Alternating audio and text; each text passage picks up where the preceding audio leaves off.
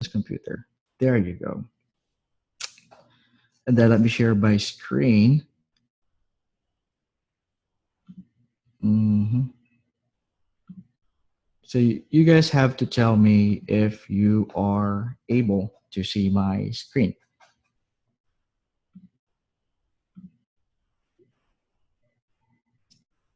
Yep. There you go. Okay. Boom. Nice. I love this. Yeah. So hey. What's up? So John here, and I'm in my kitchen, as you can see.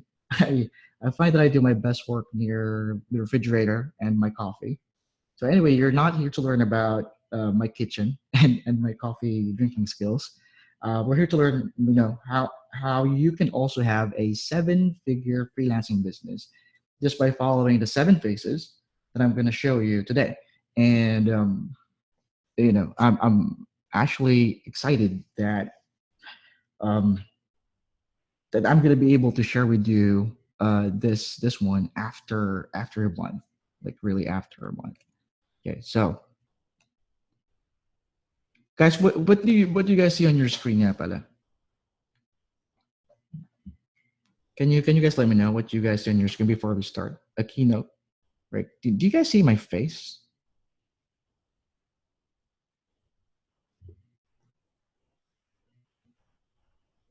Okay.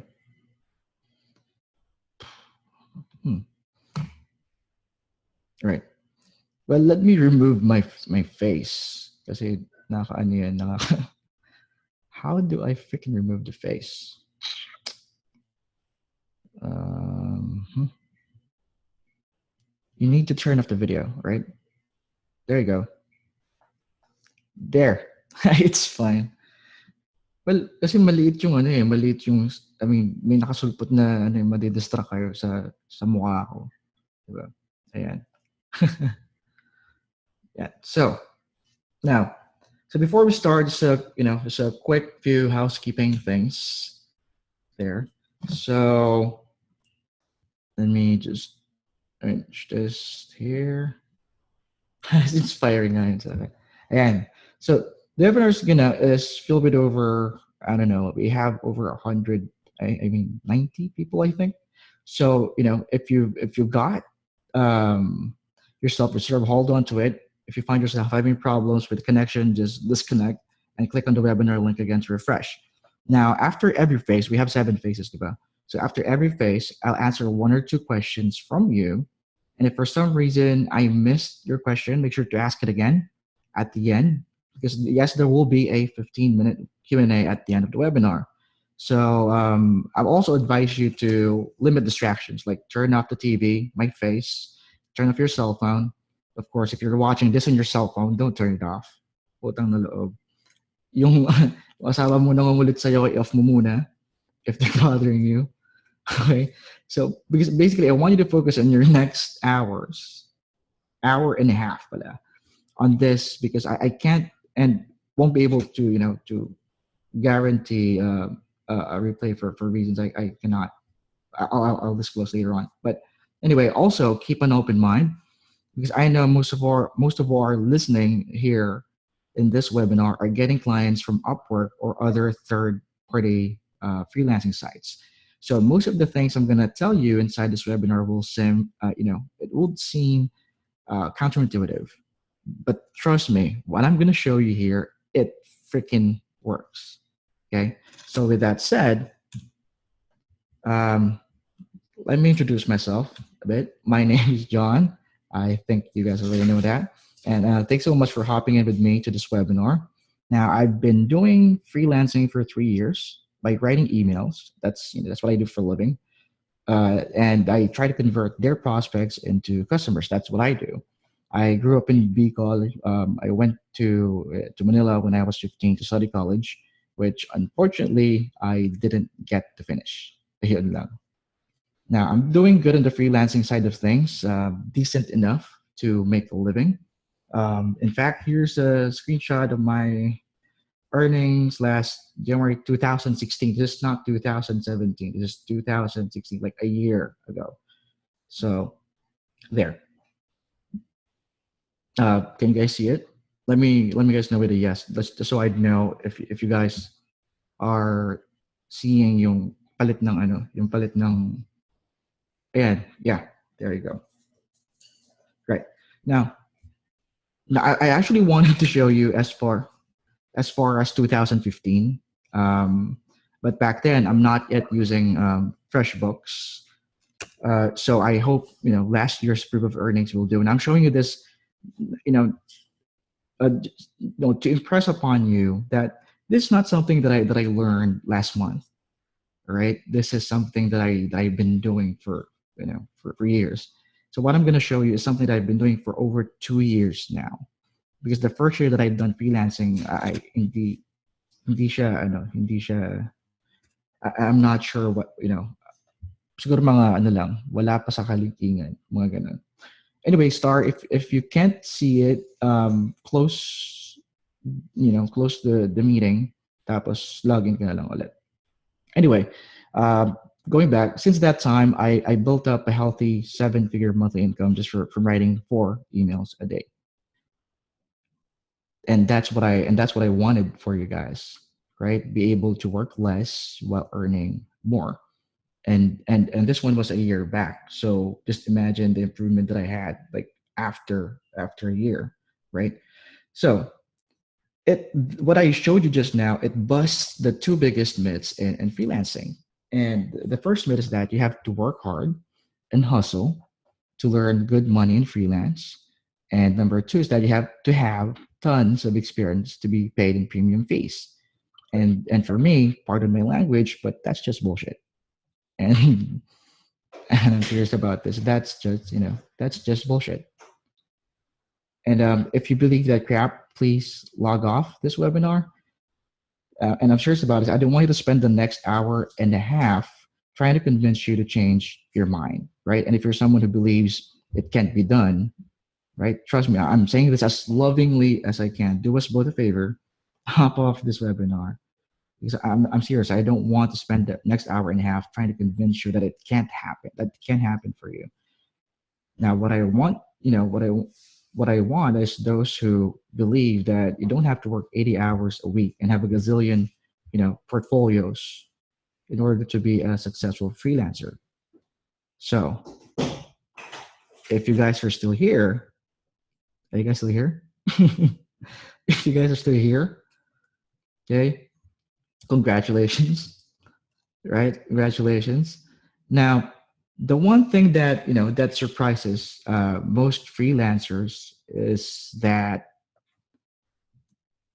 100% of my revenue comes from direct clients. In fact, whenever someone asks me how to create a cover letter or how to write a kick-ass application for Upwork, I get di ko talaga siya masagot because I have like zero experience on the site.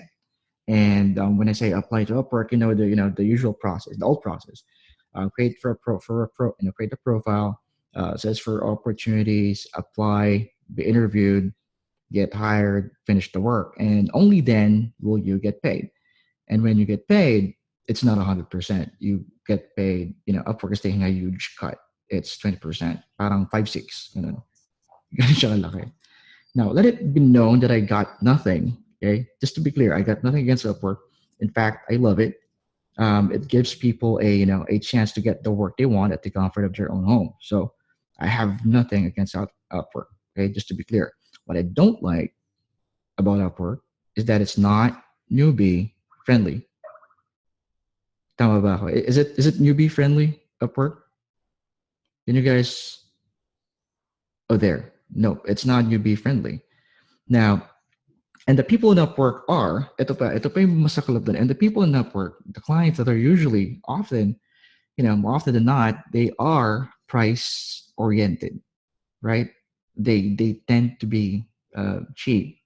And there's always that someone, a freelancer that's willing to bid lower than you.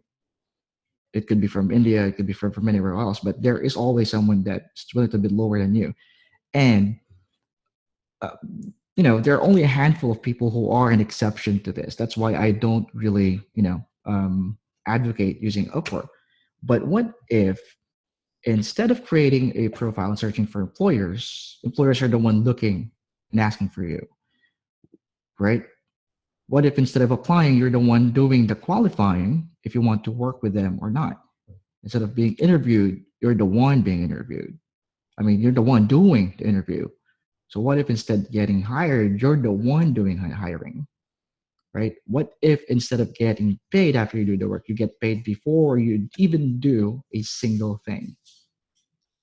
Now, let me know who would like that to have that kind of freelancing business.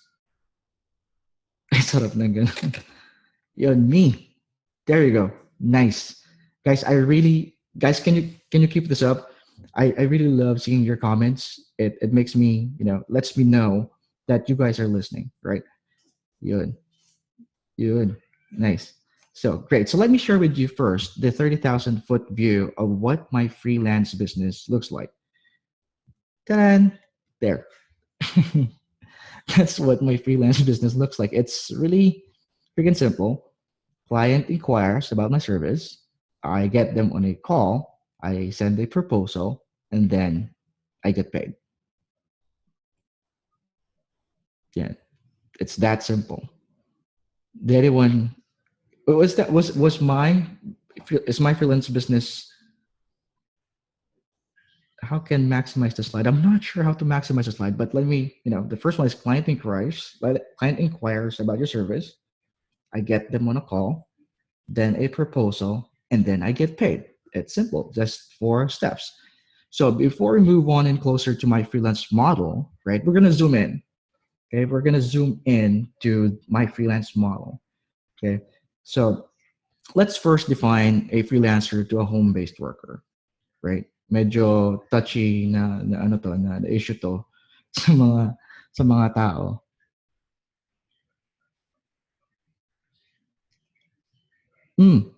LJ, can you hit the play button to maximize the slide? I'm not sure. Sige, tingnan natin if I can do that.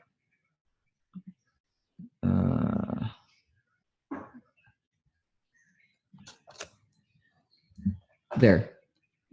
Is that better? Yeah. Great. Okay. So before we move in closer to my freelance model, so let's first define a freelancer to a home-based worker. Now, I'm trying to be careful here because I know that this is a one touchy subject for most home-based workers and freelancers as well. Okay. So, what's the difference between a freelancer to a home-based worker? Now, some people would say, what's the need for labels, right? Do we really need to put a label on what we do, right? If you're working from home, do you need to be labeled as a freelancer or a home-based worker? It's the same. Well, no, it's not. Okay, just to be honest, no, it's not, because the strategies and the reason I'd like you to know if you're a freelancer or a home-based worker is that because the strategies I'm going to outline here will only work for a freelancer. That's the thing. Okay? And if you're a home-based employee, you first need to accept the fact that you are before you can make any shift or changes, right? Because the first step is acceptance. Yun. So again, what's a freelancer? Now, obviously, both could work at home or anywhere else they choose. Both could work with multiple clients at a time. Both can also be tied up at a set time. Hindi lang home-based worker ang may oras. Minsan freelancer meron din. But the main difference between a freelancer from a home-based worker is that a freelancer is, how should I say this? A freelancer is self-employed. That's it. A freelancer is self-employed. You're an independent contractor. You are your own boss. You answer to no one. You get clients, not employers. You have the ability to set your own rules, and you're allowed to set your own price and not just the price dictated by the client. For me, that's the very definition of a freelancer.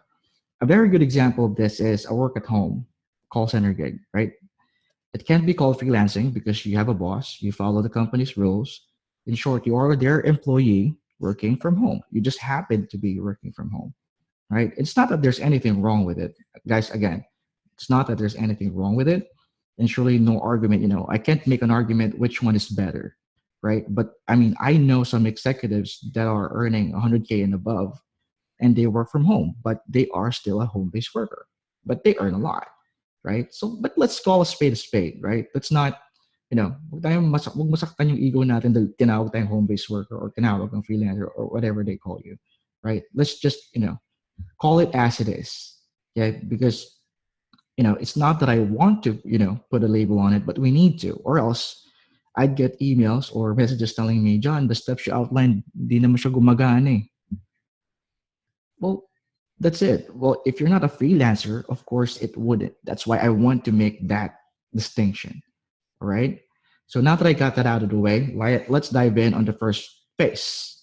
Yun. Yes, are you ready? Let me know if the yes. From nurse to freelancer soon, right? There you go. Ready na, ready na. Damn. Okay. Phase one.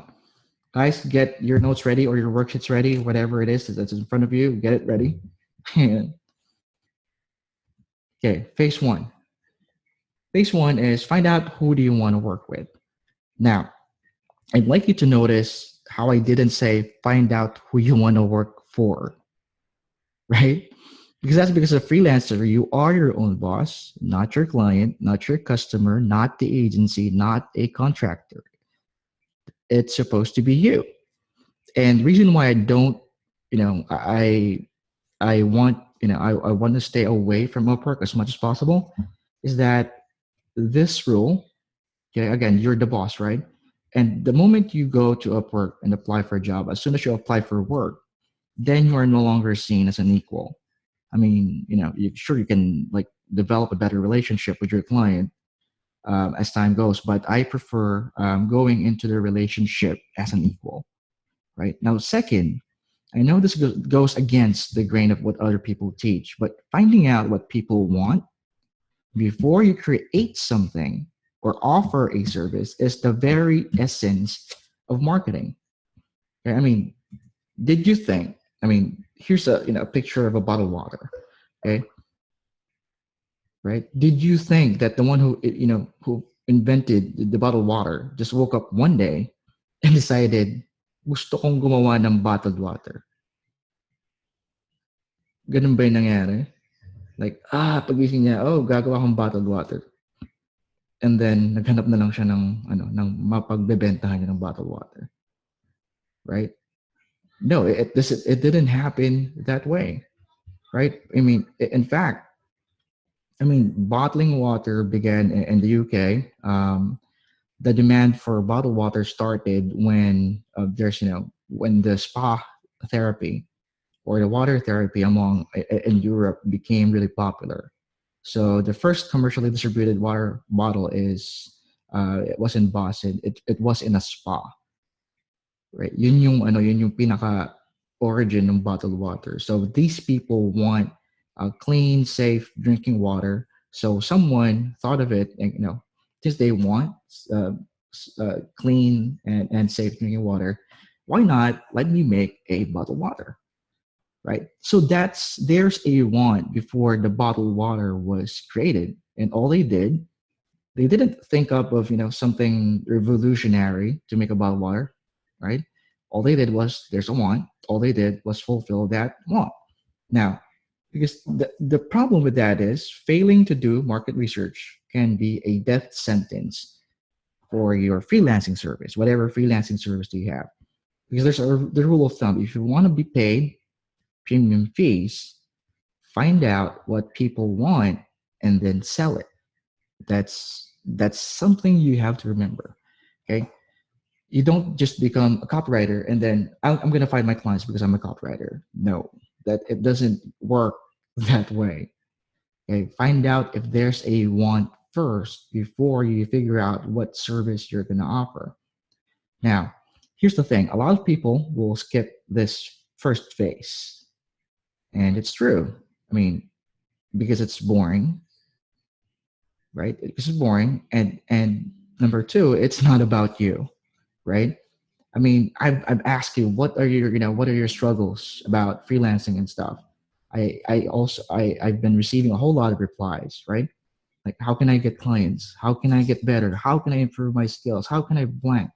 But here's the thing: have you guys ever stopped to ask? Like, honestly, tell me, right, in the comments. Have you ever stopped Have you ever stopped to ask this one?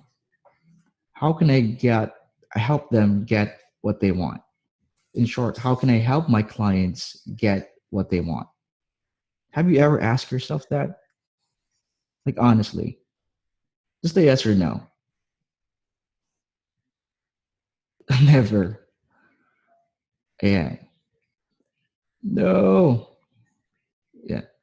Right. I mean, we've always asked ourselves, right, like how we can improve, but never have we asked ourselves, like, how can we help other people, right? I mean, I have a friend. Okay, so guys, listen to this story. I have a friend who I'm gonna name Irma. I'm not gonna tell the last name because I mean, she already positioned her services, and I don't want like 10 people copying what she does. But I have a friend whose name is Irma, who is a copywriter and a content manager. Okay, now she started as a coach and then a content marketing expert and then a copywriter. Now, you know, don't get me wrong, she's good at all those things, right? But she's not getting the traction that she needs. She's not getting the clients. I mean, she hasn't made it past the six figure you know income in dollars. Okay, by the way, Irma is from the United States, so she followed this principle and looked at where the market was hurting. Okay, and just so happened, Irma was part of a group of consultants and coaches. On the Facebook group, she was a part of a Facebook group that has consultants and then coaches. Because again, she started out as a coach, diba? So, and she found out that consultants and coaches have this huge need for a book. Okay, now if you're not aware, having a book of your own, it doesn't matter if it's a bestseller or not. It's a huge authority builder for coaches and consultants. And most of the time, it's what they use to get clients for coaches. Now, here's the problem. Okay, most consultants and coaches don't have the time to write, and most of them, even if they do have the time, can't write their way out of a wet paper bag. Ganun sila, inept about writing. So Irma, okay, saw this opportunity and decided to use her content marketing and copywriting skills, combine it, and as a means to help them write books. Okay, now I want you to analyze what she did for a moment, right? Okay, medyo, um, like take a second or even a minute to think about it. She had content marketing skills, copywriting skills, and if she followed most advice out there, she would have ended up being a content creator or article writer or copywriter for business owners, right? Which, if I'm going to be honest, is how most freelancers approach their business. What they do is the usual way, they'll take a skill they already have and look for customers. Diba? Yan yung pinaka-usual na way. Like, find out where you're good at and look for your customers. Yes, Mabel, she wrote books for coaches. Okay, so and if you're doing this, if you're doing it the usual way, right? Sadly, you're not helping anyone but yourself. I'm gonna be honest, you're not helping anyone but yourself. Now, remember, here's the thing: people exchange money when they receive value. They don't exchange money if they receive an article. No, they don't exchange money even they receive VA work. No, that's not how it goes. People exchange money for value. And if provide enough value for what they want and need, then money, no matter how large it may seem, it won't really matter to them. Okay, this is the very essence of marketing. The reason why people don't respond to most of our services is that we keep talking to ourselves. That's the that's the truth. I mean, I've seen web developers saying, I'm knowledgeable in Joomla, WordPress, C++, Counter-Strike, Dota. I mean, basically everything. And I can code everything you need, including zip code and pin code, whatever. Yeah, again, the phases 1 to 3 may be the most boring, and most people, okay, even those who are in this webinar, most people in this webinar won't be able, wouldn't do it. Even if they can, they won't do it because it's boring. But this is what makes a sturdy foundation in your business. Okay, finding out what people want and then sell to them. Okay. Anyway, we'll continue with Irma's journey on the succeeding phases. But do you guys have any questions before we continue? I'm going to answer 2 questions.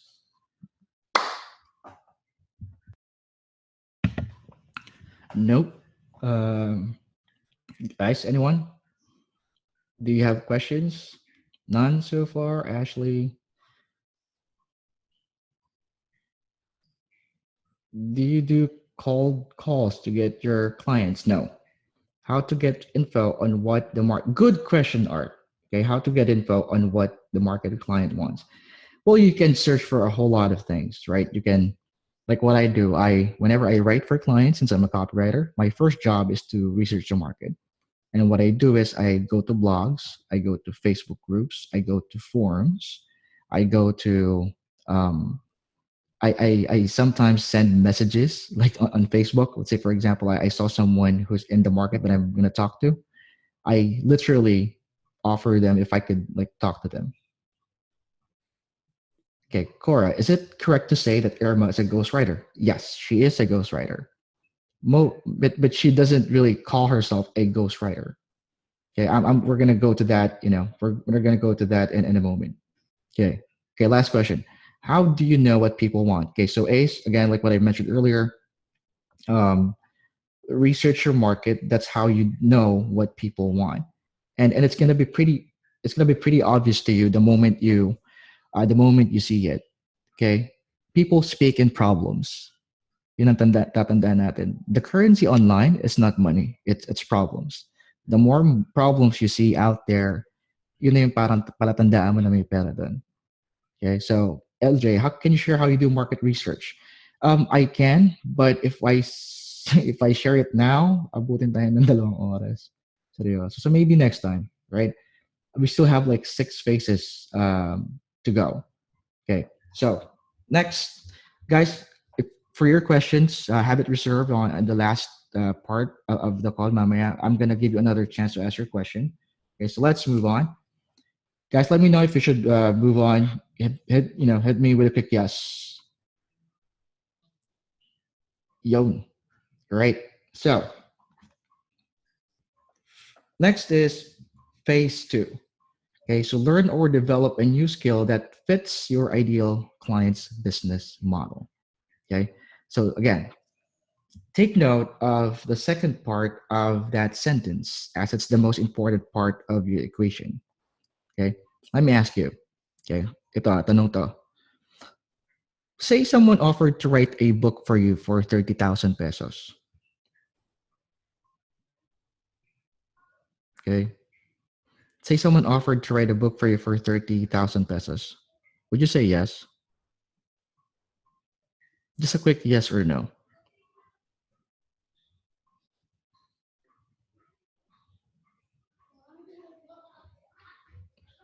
Mm-hmm. Umuulan ng no. Depends. No, no. Okay. Now, by the way, guys, this isn't a trick question, right? Now, I can see some a few saying yes, and a lot saying no. Okay, but here's the thing: did you know that people abroad, okay, most of the people that I know, okay, charge business coaches and consultants over $5,000 to $30,000. Dollars itong pinag-usapan natin. Yung tanong ko sa inyo kanina, pesos lang yun. Okay? $5,000 to $30,000 just to have their book written for them, for coaches and consultants though. Okay? And the question is, how come you're not willing to pay for it even though 30K compared to what they're paying out there is already a bargain price? Okay? And the reason for that is That's because it doesn't fit your overall business model, right? It doesn't fit your overall business model. Having a book doesn't have a place in your overall plan of getting more clients, right? It's not a part of raising your fees, and it's not, or starting a freelance business.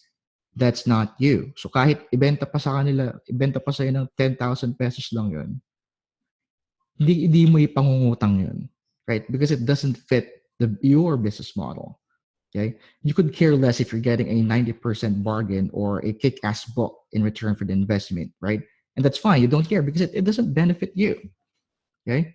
Now, consultants and business coaches, on the other hand, understand the importance of having a book, yeah? Which is why they can pay and they're willing to pay kahit ipangutang pa nila top dollar for the service because it doesn't really bother them that much. Okay. So you have to understand the same goes. This is what you guys have to understand. The same goes, okay? The same mindset goes with your prospective clients, right? More often than not, I think gusto kong magets nyo eh. More often than not, we sell services to the clients who really don't really need what we offer. It doesn't fit their business plan. Parang ikaw, inoferan ka ng libro, kahit super galing pang book writer niyan, kahit sobrang bargain pa niya, kahit si Stephen King pa yung magsusulat ng libro mo, sobrang bargain, if it doesn't fit your business model, ayaw mo. Diba? Kasi it doesn't help you in any way. Now, some of our services are good, but most of the time, and it's a good to have, but most of the time, it's not a must have. Okay, so let me ask you this. Yeah, answer me with a yes or no. Does the service you offer fit your client's business plan? For those who have freelance experience. Yes, yes, yes. Okay. Okay, so di ko na pala ituturo to. Alam nyo na pala. Yes. I don't even know the business plan. All right. Okay. So here's how you would know. Okay. Yung iba bumawi and yes na tapos ngayon, no. You see, there are different kinds of, online, online business models there. But the main model, okay, the main model looks like this. Yeah. Leads, conversions, and retention. That's how an online business looks like. Okay? Pag balik-balik mo man ang mundo, pumunta ka man sa States, pabalik dito, it's still gonna be the same. It's gonna be leads, conversions, and retentions. Now, let me explain each part. And by the way, I call this the revenue line, right? Okay. Now, a lead is your prospective consumer. It's either with a product or a service. Okay. It's it's when an individual shows an interest and provides their contact information. That's a lead. Okay. Let me give an example of this. Okay. Let's say, for example, nag-surf ka ng Facebook and then may nakita ka top 10 ways to sleep better. Click mo. And then enter your name and email below to download yung top 10 ways to sleep better. Now what's going to happen? Since you already gave your information, meaning you're showing interest, right? And you provided your contact information, therefore you have became a what? You have became a lead. Guys, did you get what a lead means? Just to right. Now, conversion, let's go to conversion. Conversion is where you convert those who are interested, where you convert your leads to customers. That's conversion. Okay, so once they become a lead, your next job is to convert them from a lead to a customer. Okay, now next. So that's conversion. And next is retention. Now, retention is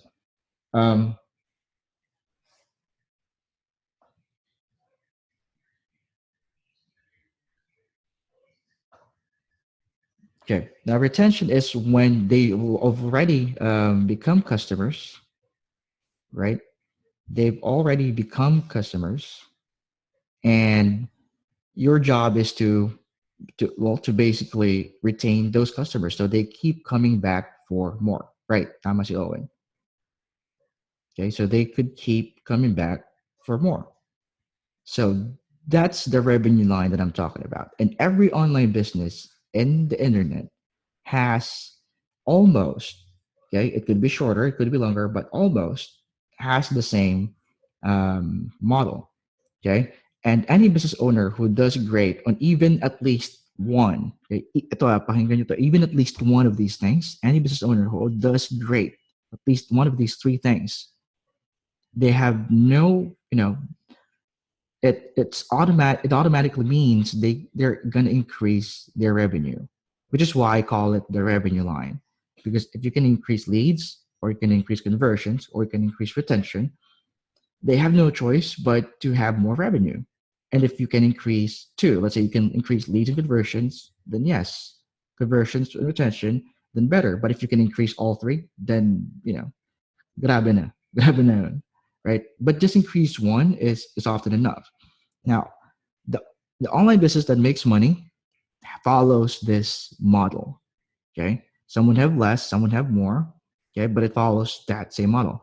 And in the off chance that you see someone lacking one of these pieces, let's say nakita mo lang conversion sa retention, right? That just means that by helping them add one piece is already enough to increase their revenue. Say for example, conversion and retention lang meron sila, wala silang leads. By helping them add that part, siguradong madadagdagan mo yung revenue nila.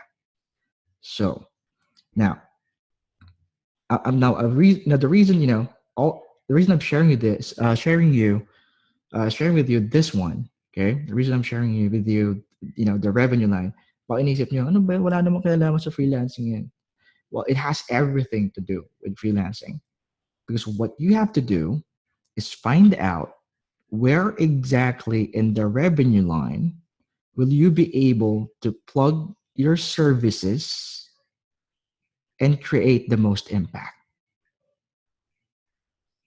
Okay, let me again repeat that. The importance of knowing the revenue line of your client's business model is that it gives you a chance to plug in your services and create the most impact based on what your business model is. Let me give you an example.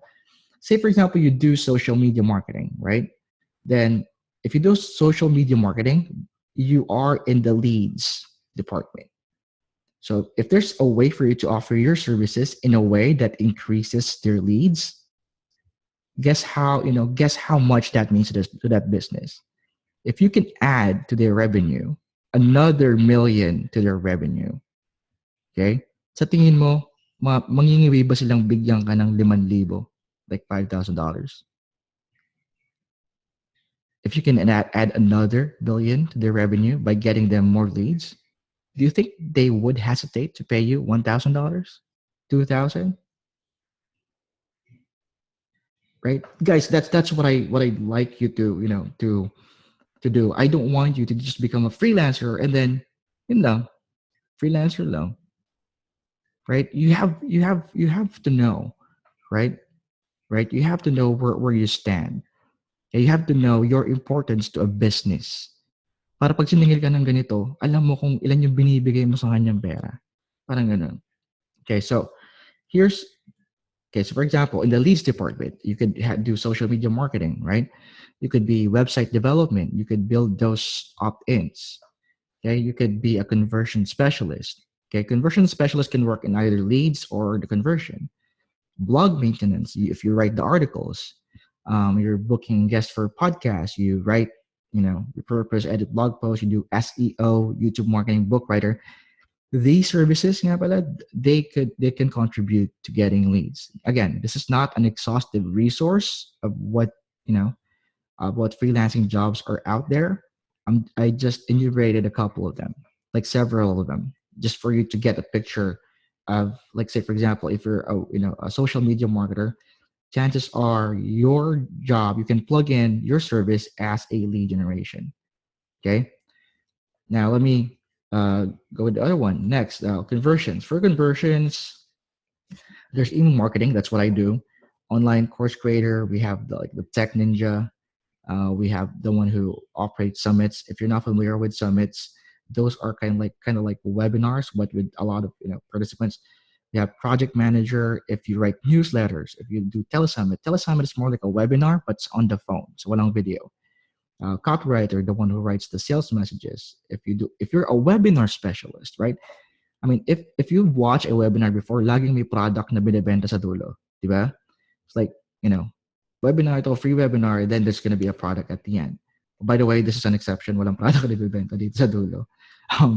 But yeah, on the usual webinars, there's going to be a product at the end. So if you're a webinar specialist, right, and you can help them sell the product at the end, now guess what? You can ask for like 20% of the sale.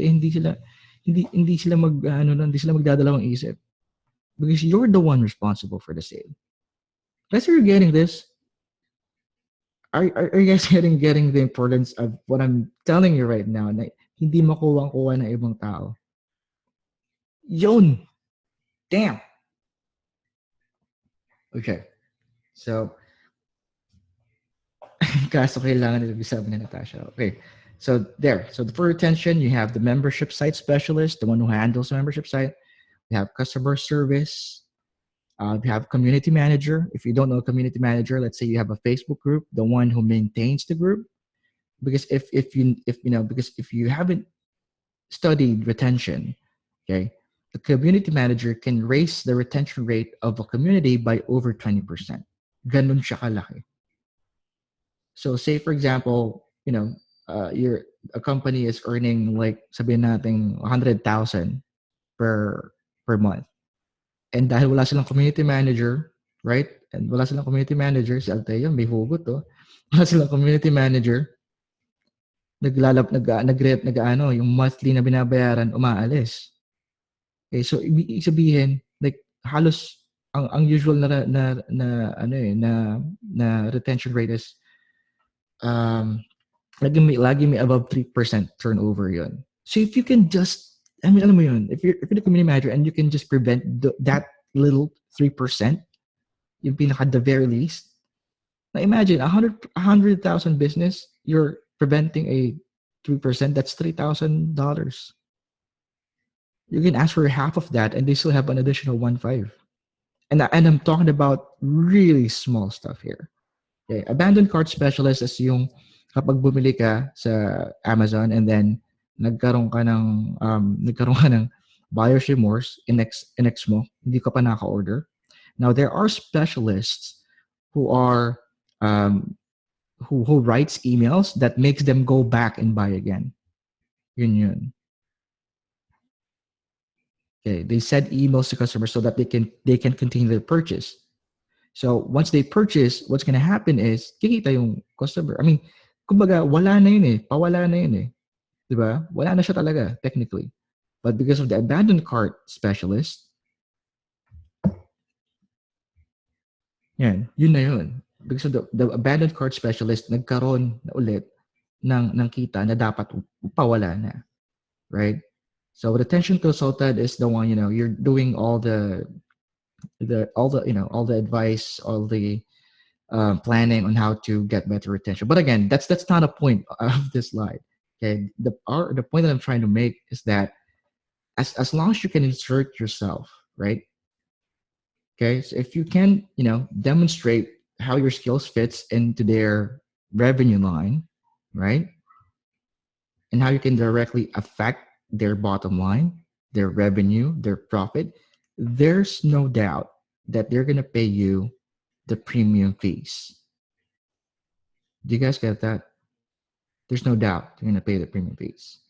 And this is where, most freelancers miss, because there are a whole lot of profit opportunities that you can exploit once you know your client's business model inside and out. In fact, I haven't even gone halfway through what you can really do by knowing the revenue line. Okay. But this is it already enough for you to be able to do it on your own. Okay. And all you have to do is find exactly where you can plug yourself on the revenue flow, which I showed you earlier, the revenue line. And, just remember that expensive problems are the ones where let's just say that solving the problem produces a return of investment or a significant amount of savings. Let's say you're a VA, you always count the hours that you save them and multiply that by the number of the revenue they could have generated in that specific amount of time. That's what usually VAs do.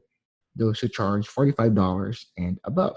Now, going back to Irma's dilemma, okay, do you guys remember Irma, the book writer? Okay, she found out that having a book can greatly increase the number of leads, so she decided to help these people write their own books.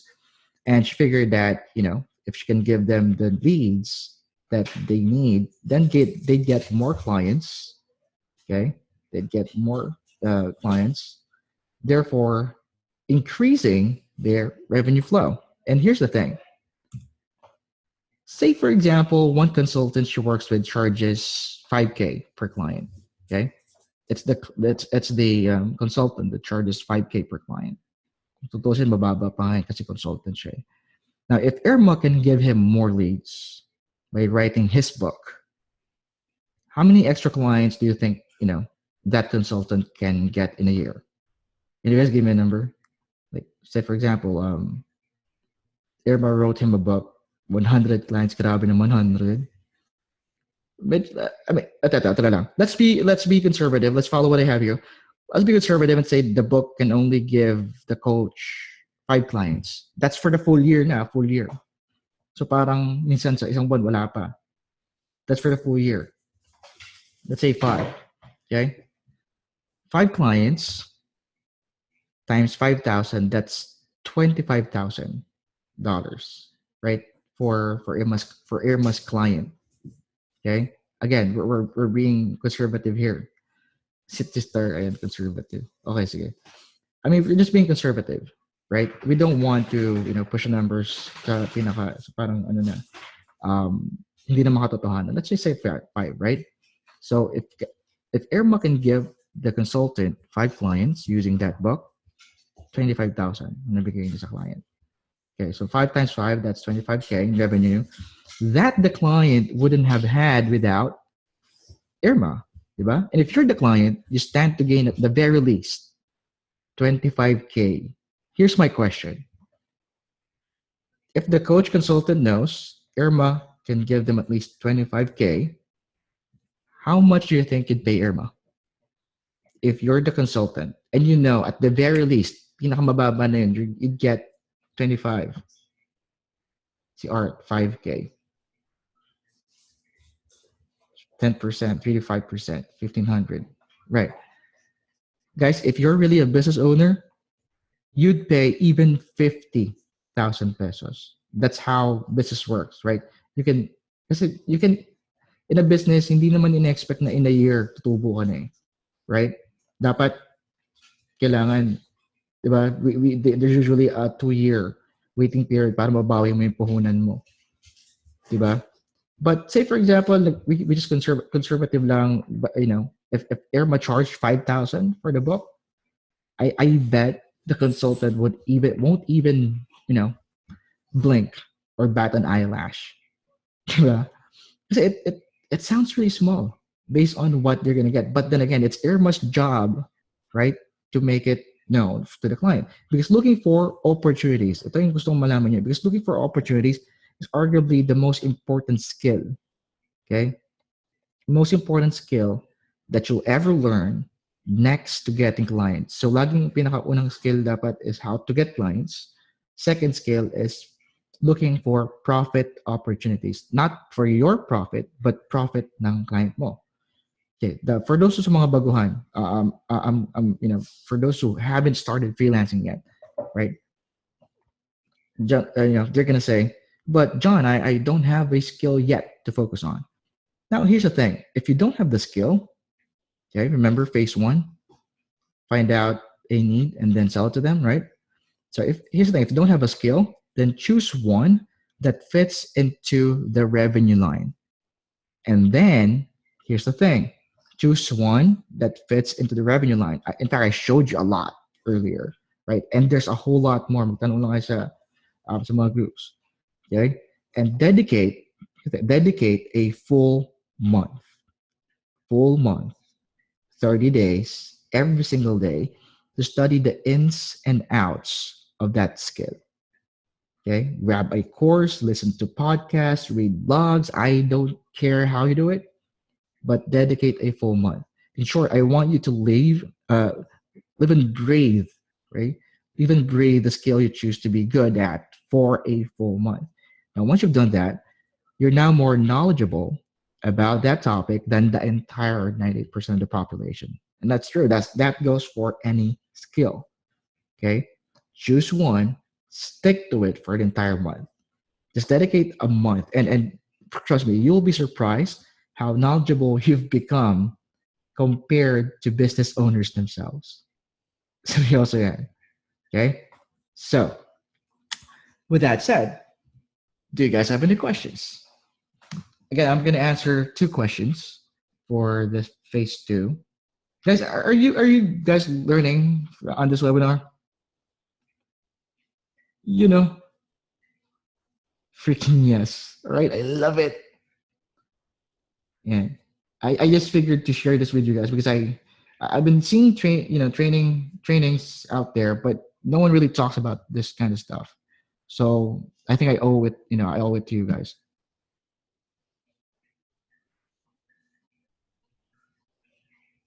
Yeah. So, guys, question, any question? A month of learning skills. Okay. So ito na po question. Bumelo pa si Emily. Ano pong question? All right, sige na yun.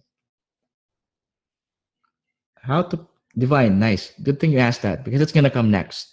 Haha. Kala mo. Okay. Choose one skill from the revenue line. Okay. When I said okay, so you said tanong ni Emily, we choose which skill? Tanong mo ba is which skill to choose from the revenue line? Yun ba yun? Yes, okay.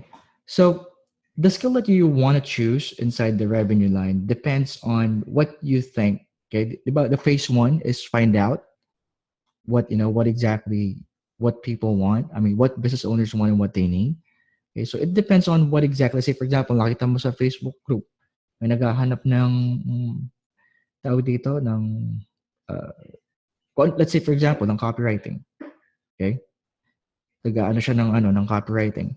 So what you can do is you can then find out saan ba yung copywriting dun sa revenue line.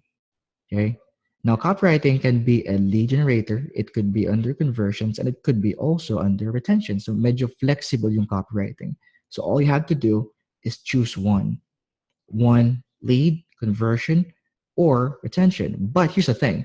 If you choose leads, what you're going to learn is puro lang copywriting about getting leads. Yun lang ang aralin mo. No, nothing about, converting prospects to customers or retention. Okay, so para yung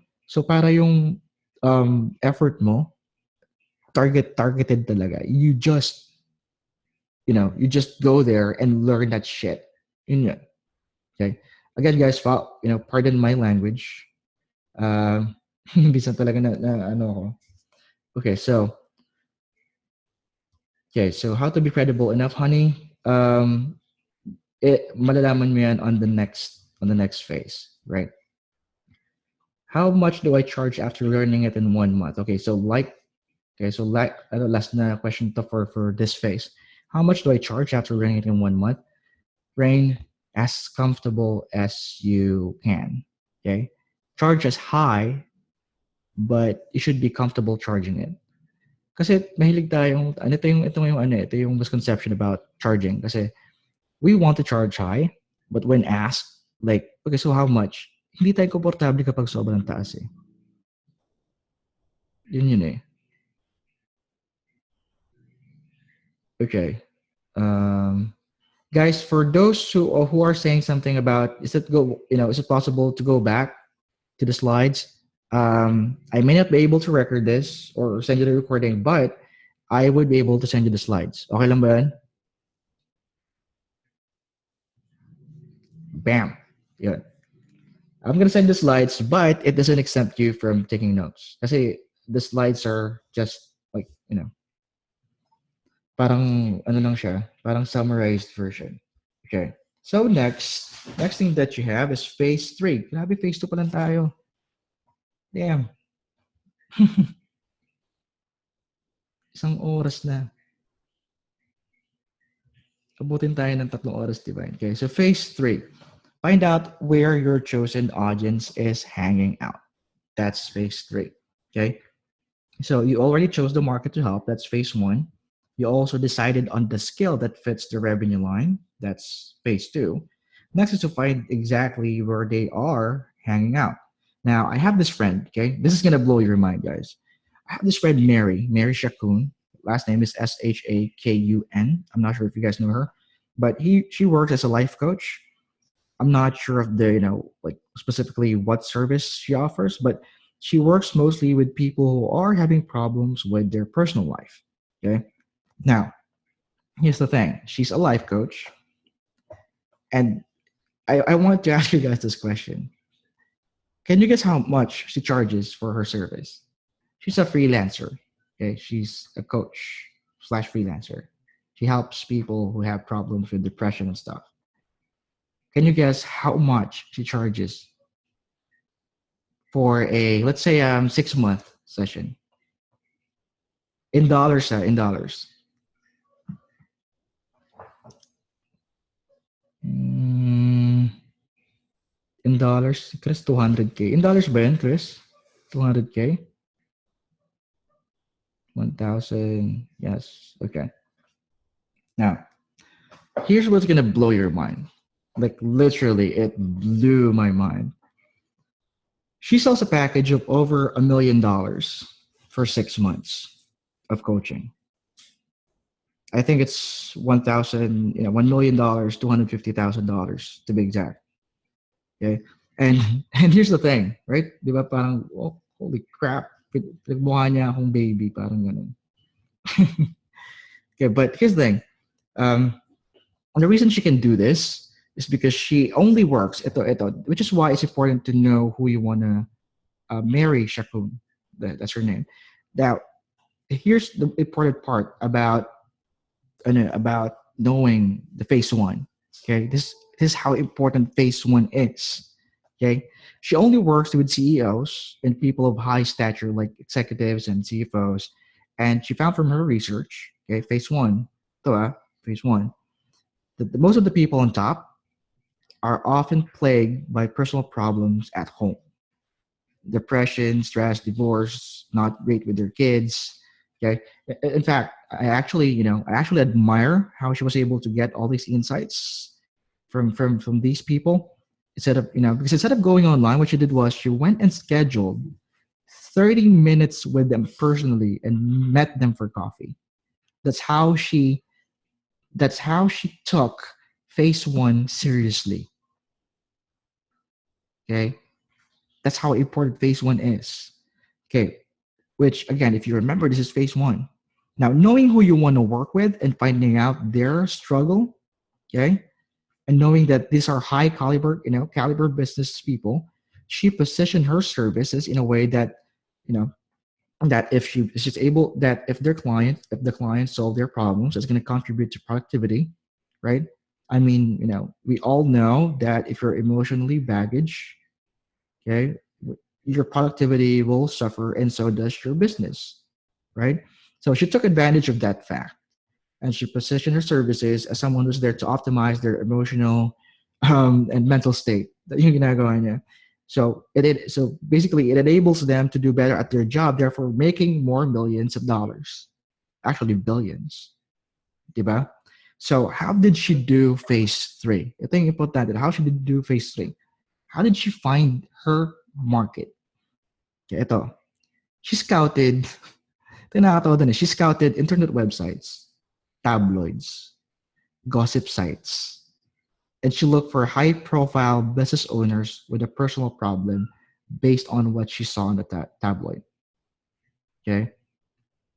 She then calls them, goes to their office. Okay, again, she finds them on blogs, yung mga gossip sites, mga ganun. She finds them on, kasi, di ba, if you're on a gossip site and you're having problems, it just means that, you're having problems. Like, blank they got divorced, etc., etc. That's how she finds these clients. She then calls them. Yeah, she's from the U.S. She then calls them, goes to their office, and sends them an email that that says something like this. Okay, I saw an article about you on insert the article, and just want to let you know that that you're not alone. I know how hard it is to be divorced, to be depressed, to be insert whatever it is that you wanted to help them. If you need someone to talk about it, I'm here to listen. That's basically the mail, right? The mail that she sends out. And and here's what I admire most about Mary, because she really did phase one. Okay, guys, again, phase one is really important. She did her research really well. She found out that people of this caliber don't talk to anybody about their personal problems. Kasi boss sila eh. CEO sila, mainit sila sa mata, right?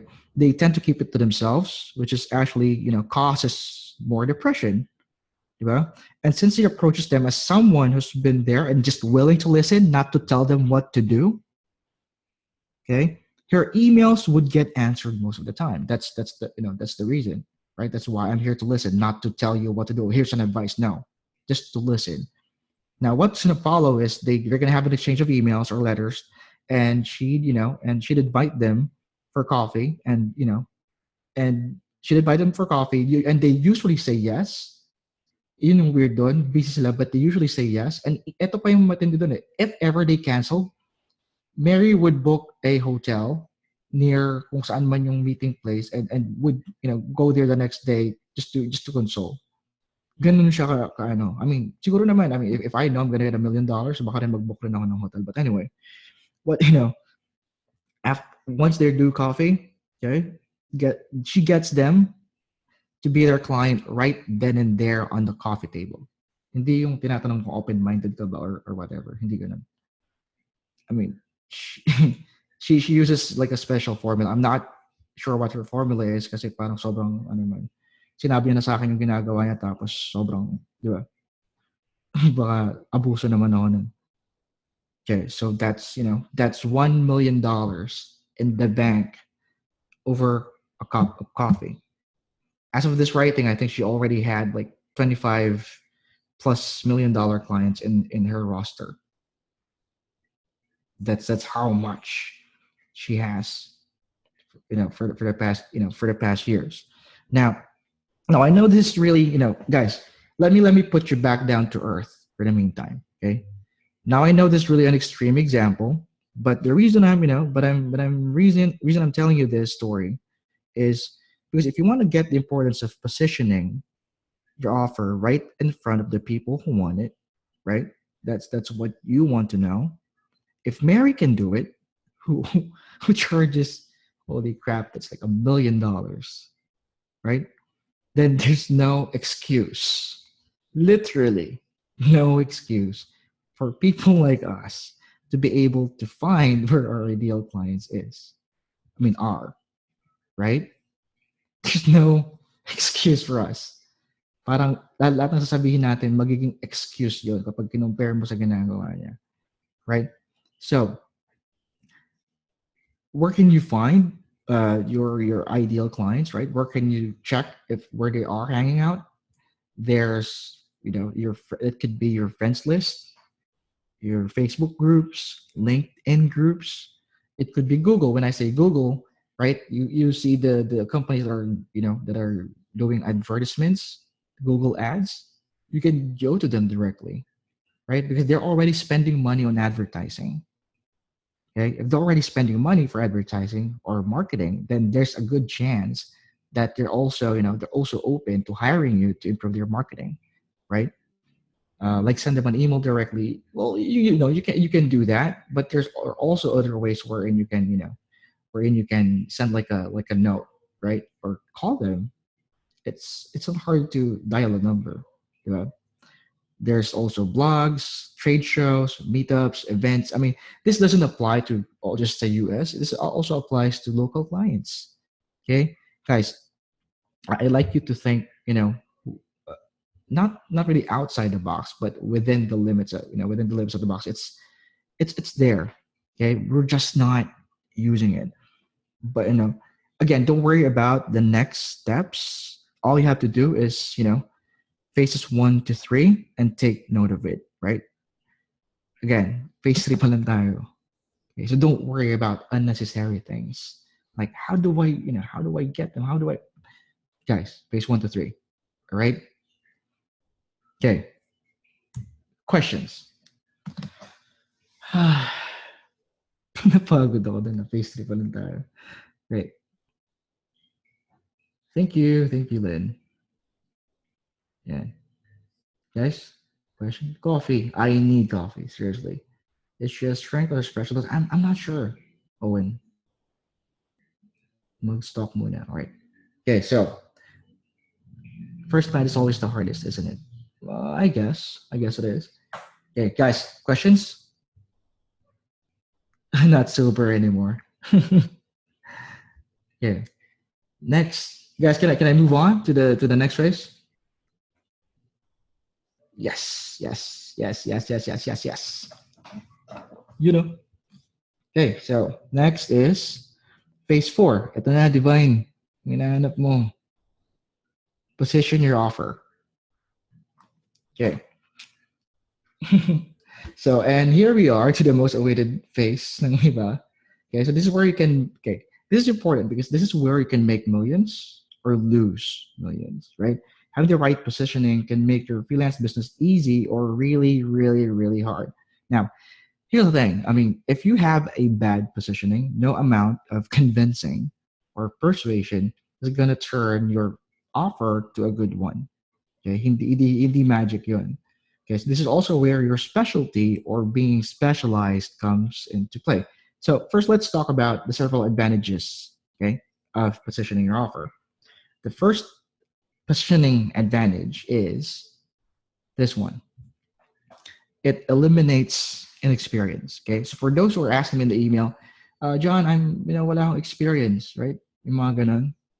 Okay, positioning, doesn't cure incompetency, but it can compensate for your inexperience. For example, let's say, for example, in a sea of social media managers, right?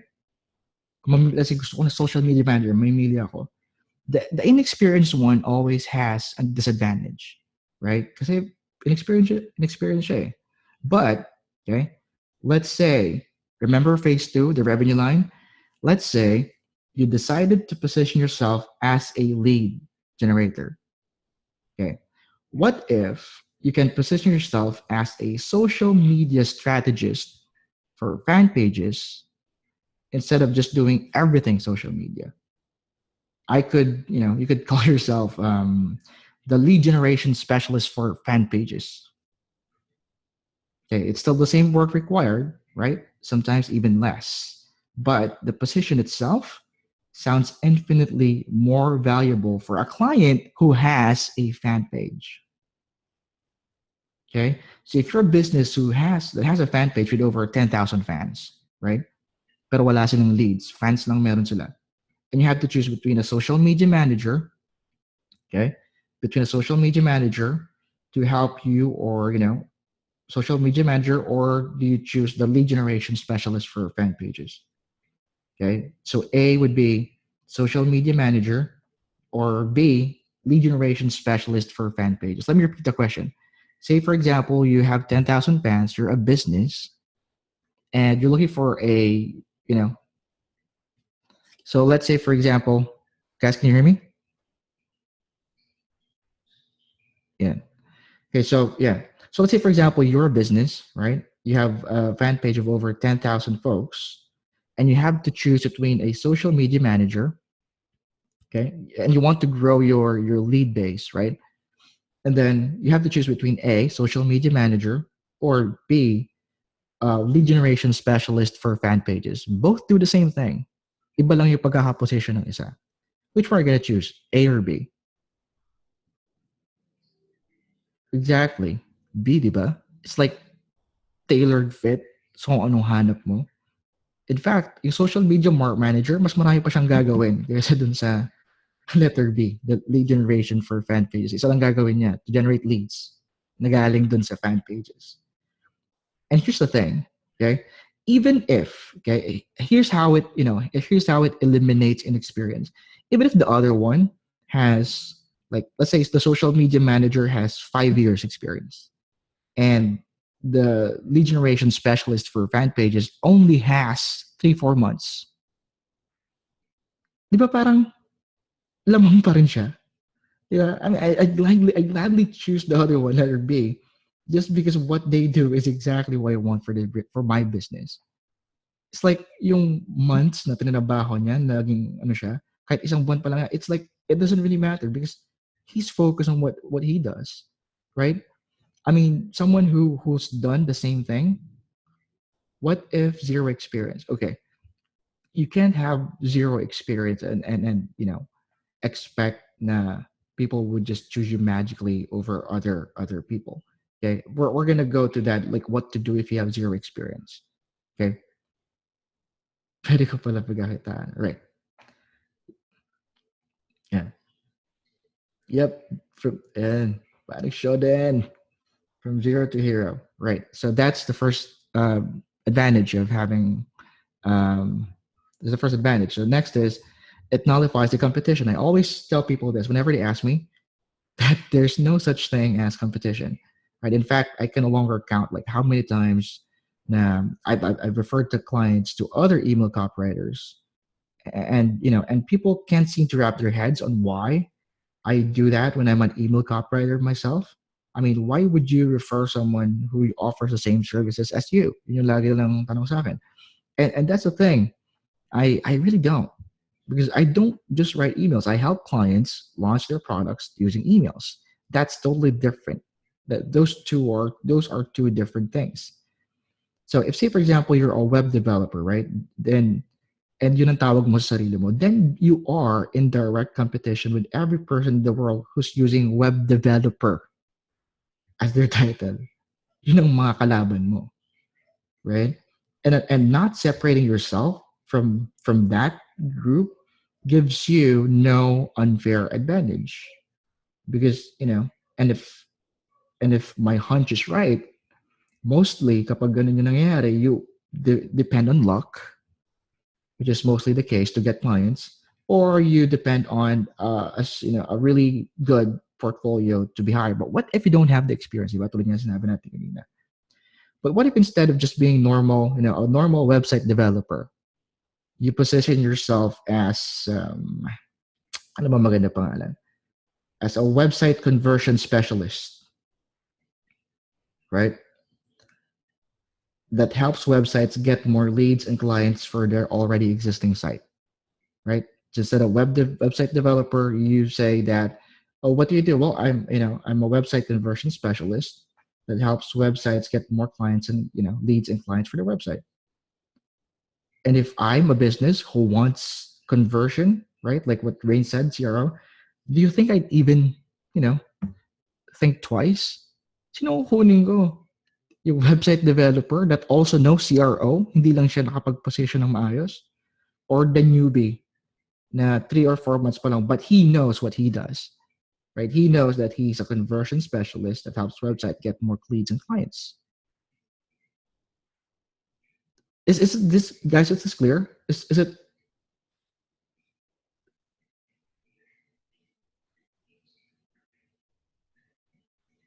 Yeah, I really hope this is get it's gonna get clearer later. Okay, now next.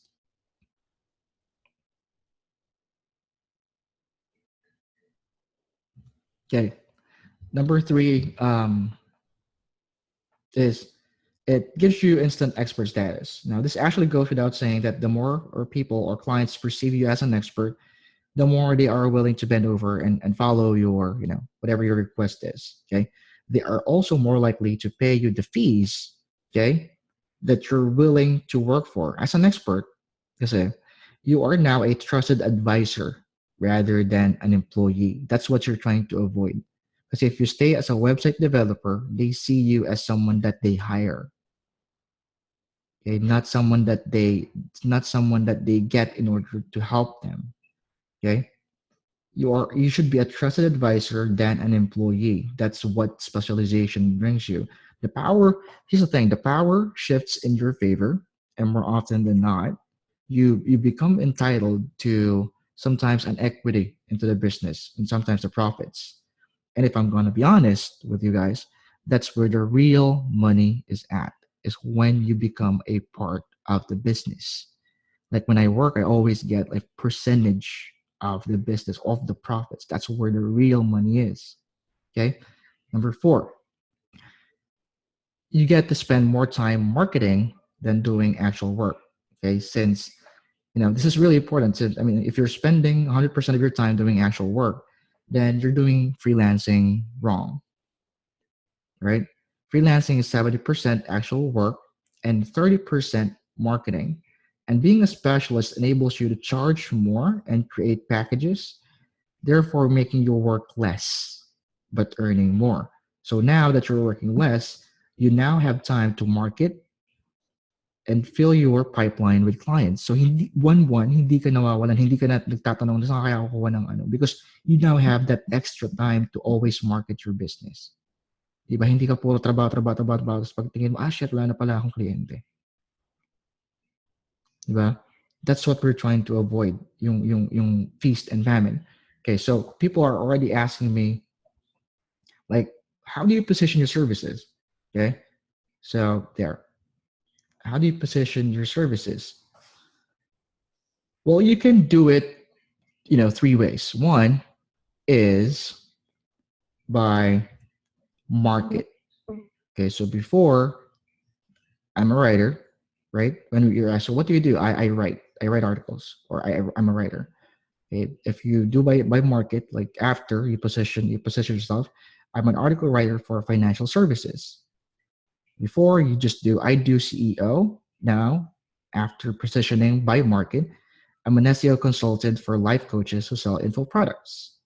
It's really specific. Okay. Before, I'm just a copywriter. Next, email copywriter for health and wellness. That is if you try to position by market. Okay. Did you guys get that? How to position by market? Meaning you're just adding something, the market. Okay. You're just, making the position based on the market. Now you can also position by the revenue line. Okay. So if you position myself by the revenue line, so before you're just a writer. So after positioning yourself, you become I write lead generating articles. I write lead getting articles. It's not niche specific, but it's revenue line specific. Okay. Before, if you only do YouTube marketing, right? I'm a YouTube marketer. Okay. So right after you do YouTube videos that generate customers to blah, blah, blah, whatever that is. Okay. Okay. Now that's by revenue line. Okay, guys, are we clear by the revenue line? Meaning, where exactly in the revenue line do you fall? Right, lead, conversion, or retention. Okay, now here's the best part: the combination positioning. It's a combination of market and the revenue line, and it's really really powerful. I'm a writer, so instead of that, I write lead getting articles for financial blogs. So if I'm a financial blog, I'm a financial blogger, gusto ko ng help sa financial articles. Tapos nakita ko, ayan yung pinaka-positioning mo, sinabi mo sa akin yan. Sa tingin mo, hindi ka di ba? Alam mo yun? Sa tingin mo, hindi ka tatanggapin nun. I mean, pinagpipilian siya, 20 blog writers, tapos nakita ka niya. Writer for financial blogs that generates leads, di ba? Parang, no contest eh. It's not even a contest. Okay, YouTube marketing. So you do YouTube videos that generate customers and prospects for fitness coaches. So if a fitness coach saw you, okay, if a fitness coach saw what you do, I doubt they're not going to hire you. Like seriously, guys, is this clear? Like how to position your services?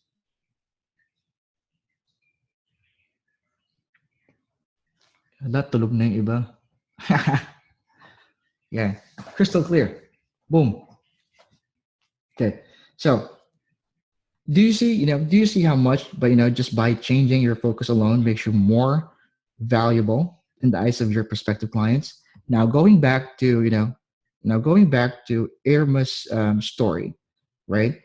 After going through phases 1, 2, and 3, remember Irma, the one who writes books? Okay. She decided to become a book writer for consultants and coaches. Okay. So that's how she positioned. Okay. She decided to become a lead getting book writer for, you know, consultants and coaches. Okay. So before we move on to the next one, let me answer a couple of questions. Pwede po ba yan sa newbie? Yes, it is. To be honest, this is supposed to be for newbies. Diba? It's a way for you to be able to cut through the market without getting 2 to 3 years of experience. I mean, if I'm gonna, if you're a financial blogger that gets leads for businesses, diba? Even if you just have 1 month, tapos ikukumpara kita sa blog writer, sa tingin mo, sinong hire ko? Di ba ikaw?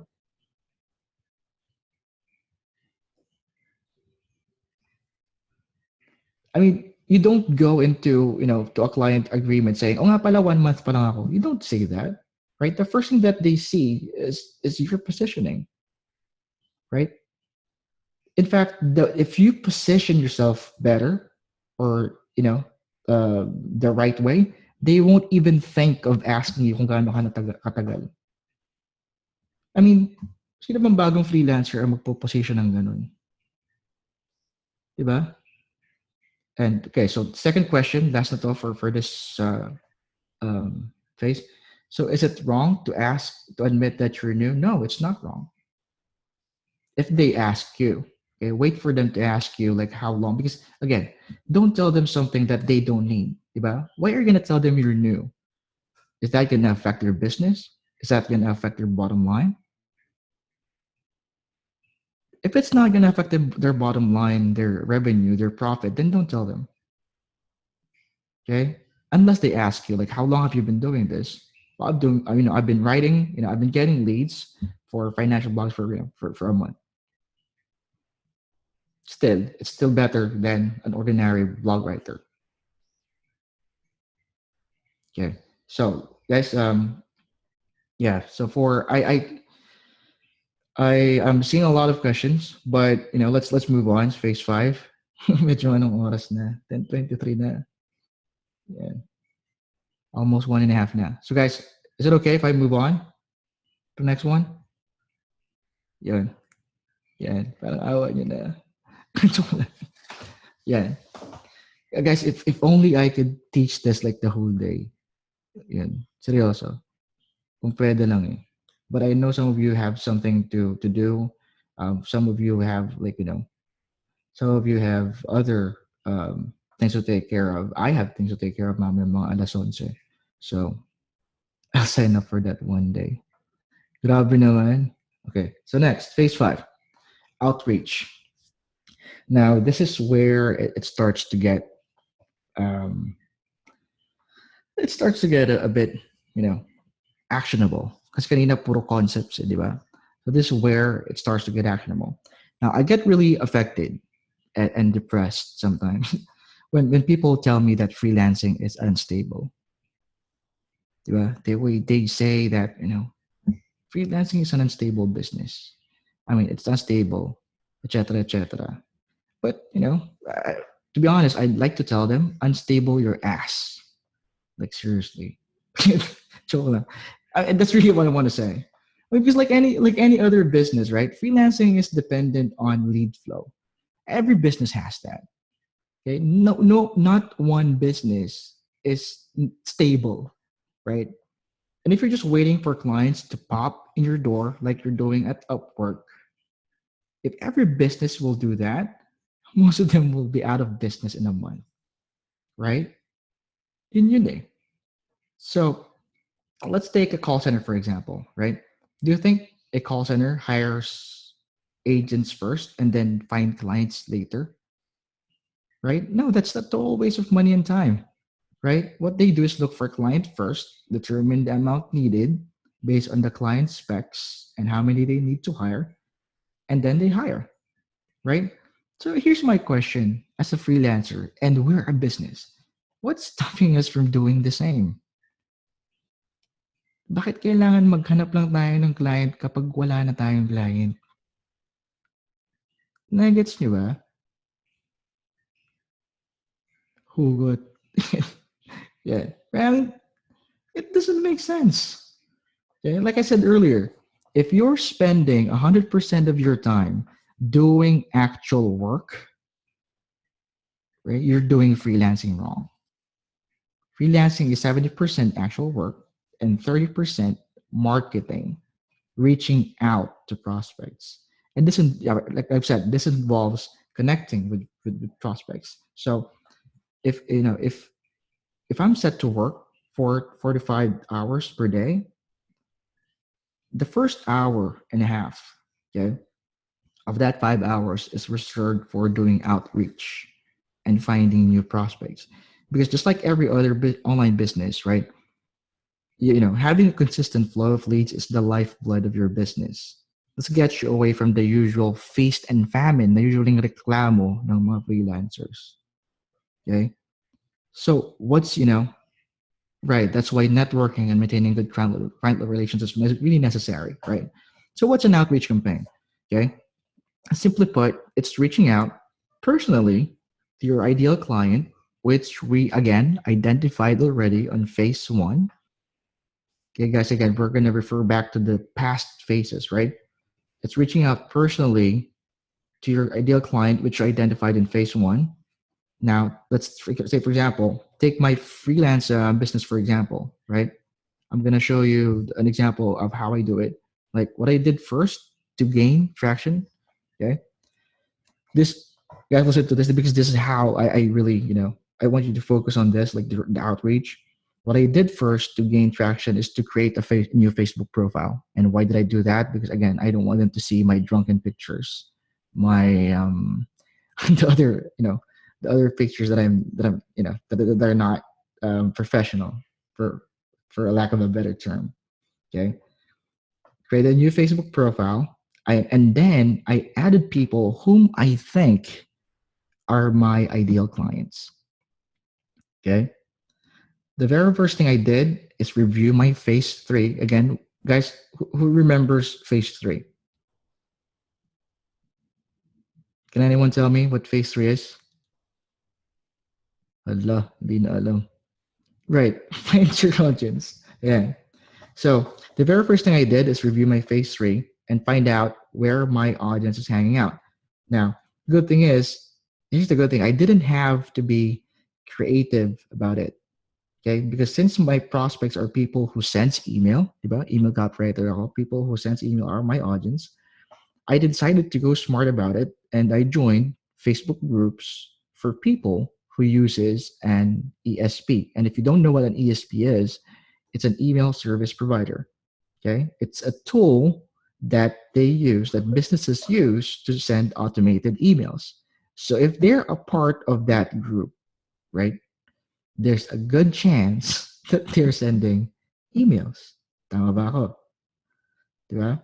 If they're a part of the group, there's a good chance they're sending emails because, again, they're businesses who sends emails. Okay? So I joined GetResponse, ActiveCampaign, Infusionsoft, and then, again, there's something okay, here's the important part. This is something I wouldn't be able to realize if I wasn't able, if I didn't do the first three phases, right? The first three phases, like up to finding, where your audience hang out. Now, here's the thing. Next, what I did was, you guys take note of this. Next, I checked the members area, like the members, and decided to add 10 people inside that group a day. 10 people a day. Now, why 10 people a day? Because I was trying to build a friends list pure because my ideal clients, okay, but my ideal clients are the ones who send emails, diba? To their list. That's my ideal client. So what I did was I'm adding 10 of my ideal clients a day as my friend.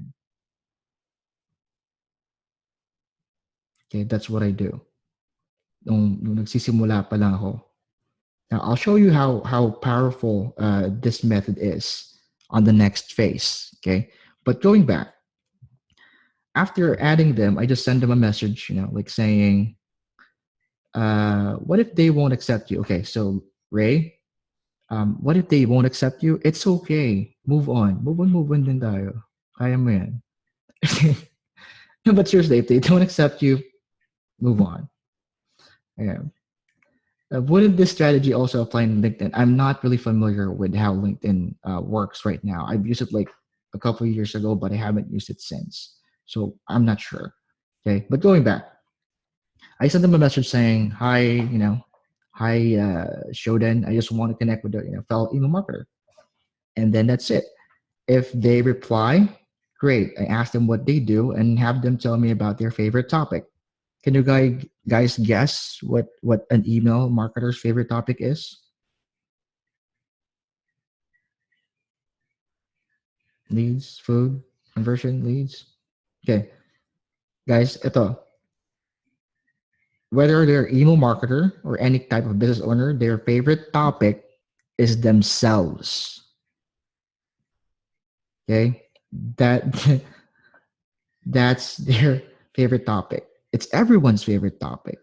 It's your favorite topic. Your favorite topic is yourself. Every time someone talks about you, you listen because it's about you, di ba? Kaya nga malakas ang ano natin sa ano malakas ang radar natin sa mga chismis because they're talking about us. Ganun kalakas ang tenga natin if whenever they're talking about us, right? And then that's it. If they reply, great. I ask them what they do, tell them, let me tell them more about themselves. And here's the thing: you don't talk about yourself. Just let them talk about themselves. In fact, your only cue to talk about yourself is when they ask, how about you? What do you do? Kasi pag tinanong mo siya na tinanong, they have no choice. It's human nature to ask back as a form of courtesy. Right? Diba? Kamusta ka na? Oh, blah, blah, blah. Ikaw. Diba? Yun yung ganoon ng bato natin. Ikaw. So if you ask someone like a whole lot of questions about them, like how's your business? Like what do you do exactly? Right? They love to talk about them. And there's a good chance they're going to add you as a friend. Okay? And you don't tell them about yourself unless they ask, like, how about you? What do you do? Now, here's the guys, don't miss this part. Here is where your phase 4 is put into action. Okay, this is where your phase 4. Again, we're talking about anong phase ba to? Phase 5, and this is where your phase 4 is put into action. What's phase 4 again? Do you guys remember? Yeah, position your offer. Okay. Okay, and do you guys still remember Irma? Si Irmang book writer. Okay, let's say, diba, si Irma. So let's say she's adding consultants and coaches to her friend list. Okay, si Irma, the book writer, she adds coaches and consultants to her friends list kasi yun nga yung target clients niya. She does the same outreach technique. Okay, and she's genuinely interested with the prospect's business. And then she's asked, okay, ng client. So sabi ng client sa kanya, so how about you? What do you do? Now, if Irma is going to put phase 4 into action and says this, again, remember, di ba, yung kausap niya is a consultant or a coach that needs a book. Di ba? So, in-ask them, ano bang, kamusta yung yung business mo sa consultant, blah, blah, blah, and all that. And then the consultant asked, like, how about you? What do you do?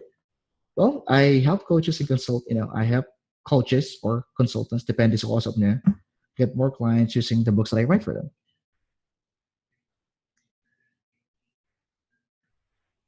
Right? If that's kasi yung positioning niya, di ba? Get more clients using the books that she writes for them. Now, see how different that sounds compared to what do you do? I'm a copywriter. What do you do? I'm a book writer. What do you do? I'm a content marketer. Do you guys see the difference?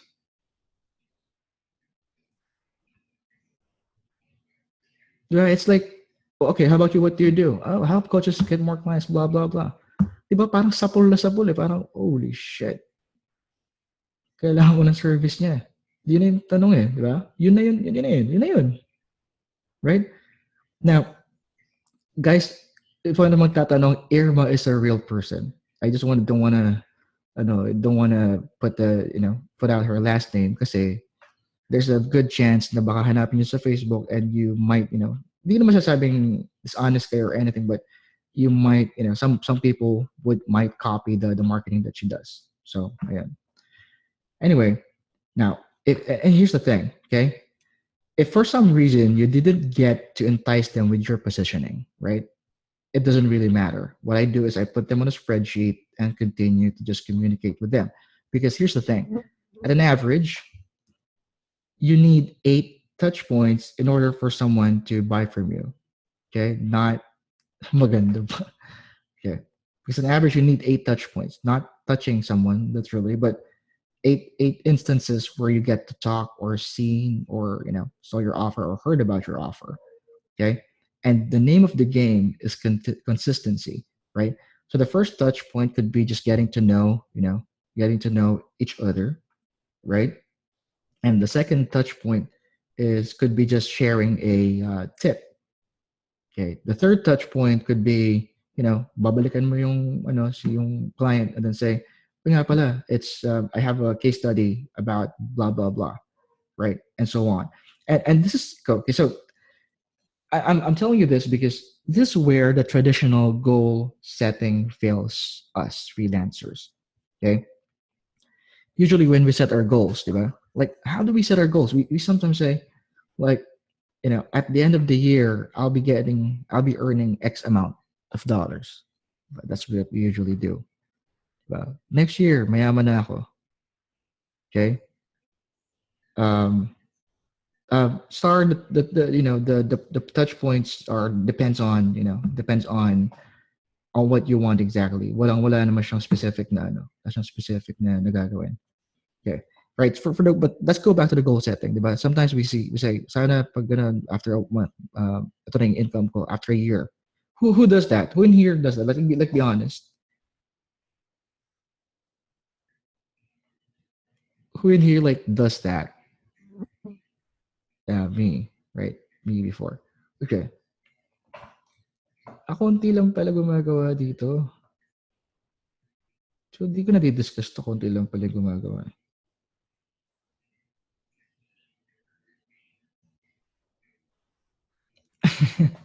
Sabi biglang dumami nung sinabi ko di ko na ito di-discuss. Ang dadaya nyo, nung ayaw nyo sumagot. Okay. All right. Okay, so sometimes, ito yun. Sometimes we succeed at our goals. If that's your goal, sometimes we succeed, right? But at the expense of sometimes working too hard. And most of the time, we fail to do so. Like if you have an X amount, sana pag after a year, 1 million ang kita ko, right? Sometimes we succeed at our goals, but at the expense of working too hard. Sometimes naman, we get disappointed, we get depressed, right? And it's because we fail. But here's the thing: you can't control results. You can't get angry at yourself for failing on something you have no control over. But what you can control is the process. Okay? Be addicted to the process more than the result. The result is only a byproduct of your process. Okay? Instead of setting a monetary goal, my goal back then is usually just I need to connect with 10 clients today, 10 clients tomorrow, 10 clients next day, 10 clients Thursday. Like really tangible things. Okay. I set up those tangible things. I set up process as my goal because I mean if you fail on a process, you have no one to blame but yourself. Diba? Because the process is something that's 100% in your control. No one can mess with your process. Right? Kaya may sakit ka, kaya may, you can still do the process, whatever it is that your process is. Diba? Kaya may birthday, let's say for example, may inuman. It's up to you to choose kung pupunta sa kainuman or gawin mo yung process that you promise yourself you're gonna do every single day. Di ba? So, because the process is something that's 100% in your control. And if you fail, then alam mo kung sino may kasalanan, right? So stick to the process consistently and the success will eventually follow. That's the importance of the outreach process. Stick to the outreach process and then you'll get clients and then you'll get higher fees. Sunod-sunod na yun eh. Okay? If you can just do 10, 10, 10 in a month, 30 na 10, di ba? Ilan yung 300 na inad mo? So let's say 300 na sila, tapos nag-post ka, di ba? Those are ideal clients that you're posting to. Okay? So guys, any questions on phase number 5, which is outreach? Gising pa ba kayo? I realize I still have a lot to learn. Yes, yes, just gising pa. Alive, alive na alive. Yeah. Yeah, baby. Yan, kalahating mata. Yan. Well, malapit na tayo matapos. So, yan. You're welcome, Divine. Could you share with us those 8 touch points? Like what I said earlier, there is no specific 8 touch points. It just depends on how you want to connect. But as long as, right, as long as you know, as long as you make sure that you're heard, seen, and felt from at least 8 times. Yun lang yun. Yan, si Star lasing na. Hindi man lang nagyaya. So yun. So guys, do you have any questions? Other questions? Last one question before we move on to the 6th phase. Seek unto the last. Wala ba tendency to overbook? Oh, and yes, there is.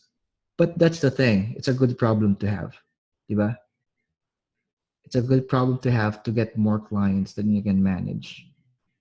That's like the dream of most freelancers. Okay. In my case, I don't overbook because I just work with 4 clients a month. If I go over 4 clients a month, I decline. Yeah. Okay. Where did you find that clients? Well, first on Facebook alone. Okay.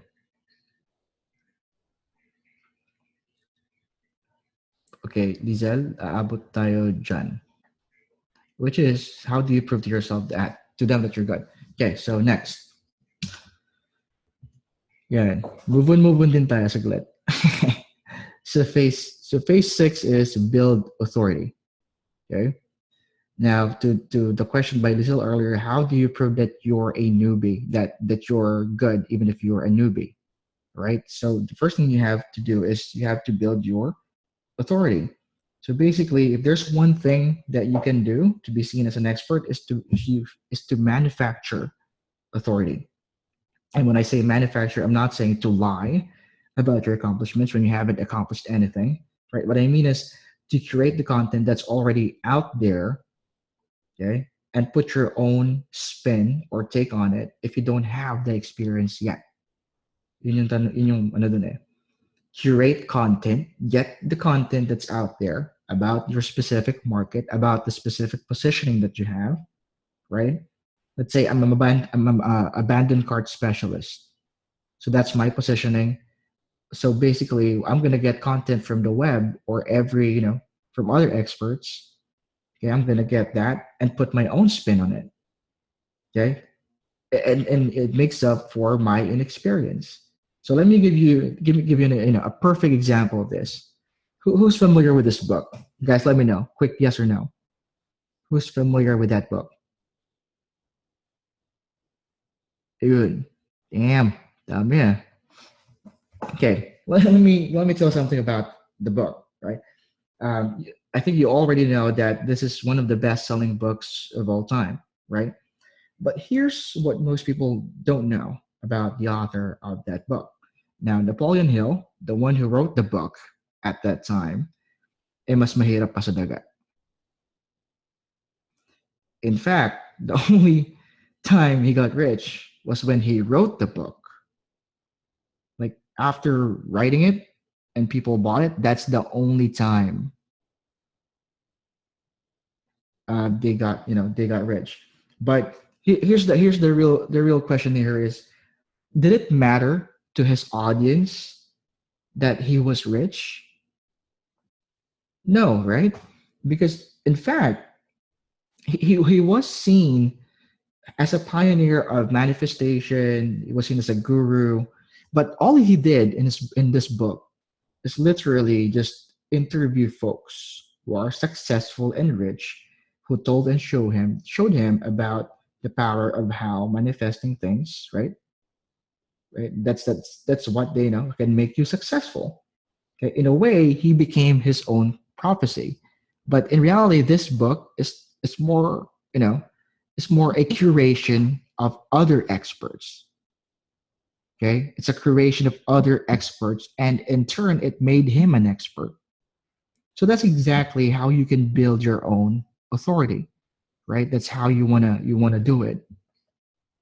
If you want to build your own authority, right, you should be able to create content from other experts out there, from other sources, and present it not as your own. Okay, just to be clear, present it not as your own, but present your own take on it. Okay, that's what you can do to um, uh, you know to create this. Now, uh, now remember, phase six is where you decided to build a friends list of only your chosen prospects, right? I mean, your phase five, that's where you build a list of only your chosen prospects in Facebook. Yeah. Say for example, you built a list of fan page owners. Like you added every fan page owner out there because you want to become a fan page lead specialist. Continuation ng example natin kanina, you're a fan page lead specialist. So you added every fan page owner that you know. Now, imagine, say for example, meron ka ng 500 friends na puro fan page owners. Remember the outreach, guys? Remember the outreach technique? You're adding 10 every day, etc. Depends on you how many you want to add, right? Imagine you already accumulated, a friends list of over 500.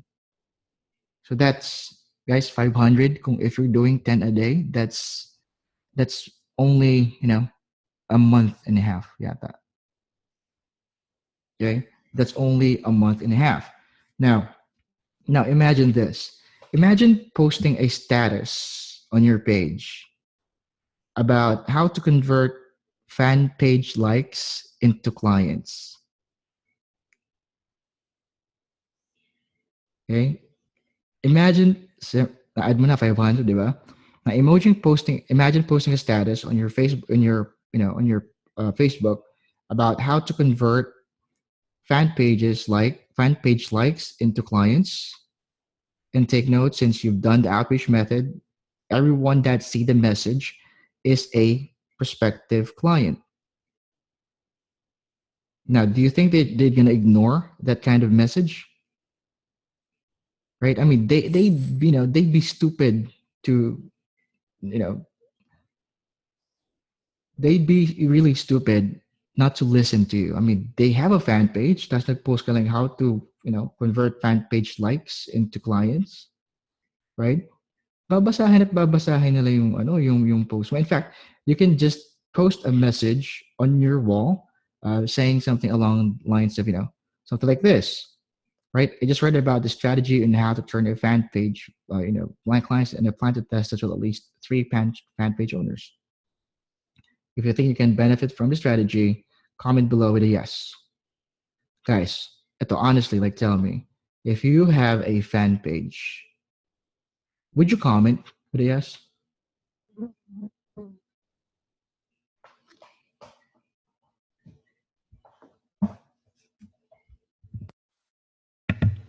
Yes, yes, yes, yes, yes. Right. You would, right? Now, remember Irma. Remember Irma. Remember Irma, the book writer? Yung tinatanong niyo kung maganda ba o hindi, mga manyakis.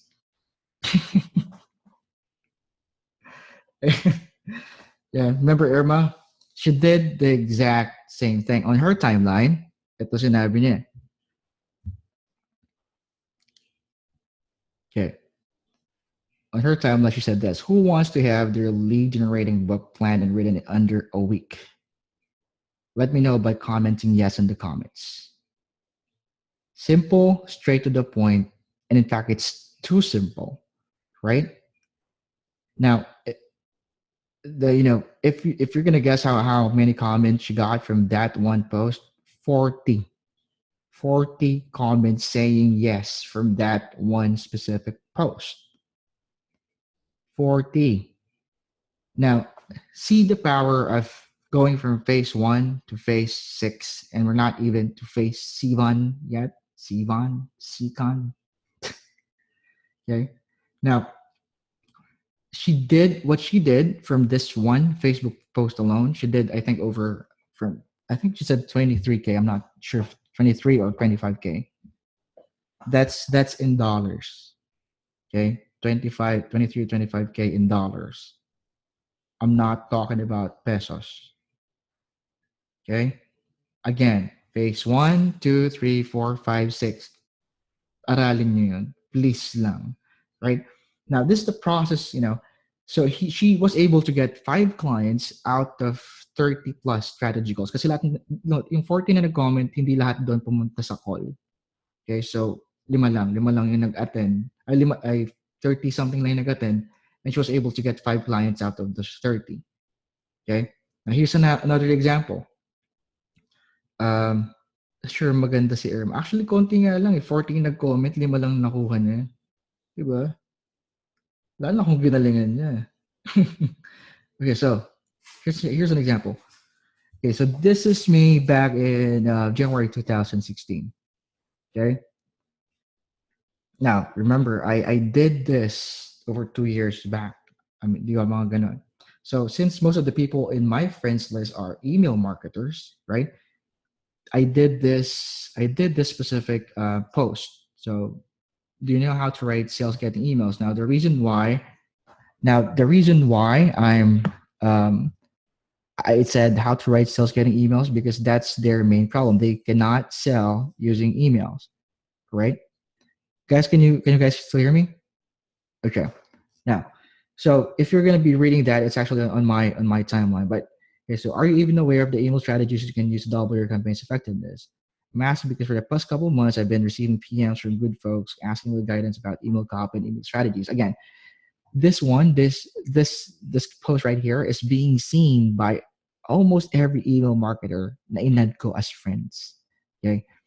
Now, I'm not positioning to brag, I'm not even claiming that I'm a girl. Far from it. Just so happened that I take this shit seriously.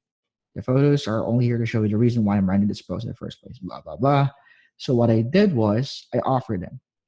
And the offer was, I want to know your challenge. I want to know what keeps you stuck. Like I said, I want to help you. But you got to help me understand your problem first. Okay. And that's what this post is all about. If you're confused about email copy and strategy, click on the link below, enter your name, email, Skype, so I can contact you with a 45-minute interview. Okay. And don't be scared. It's just a freaking Google form.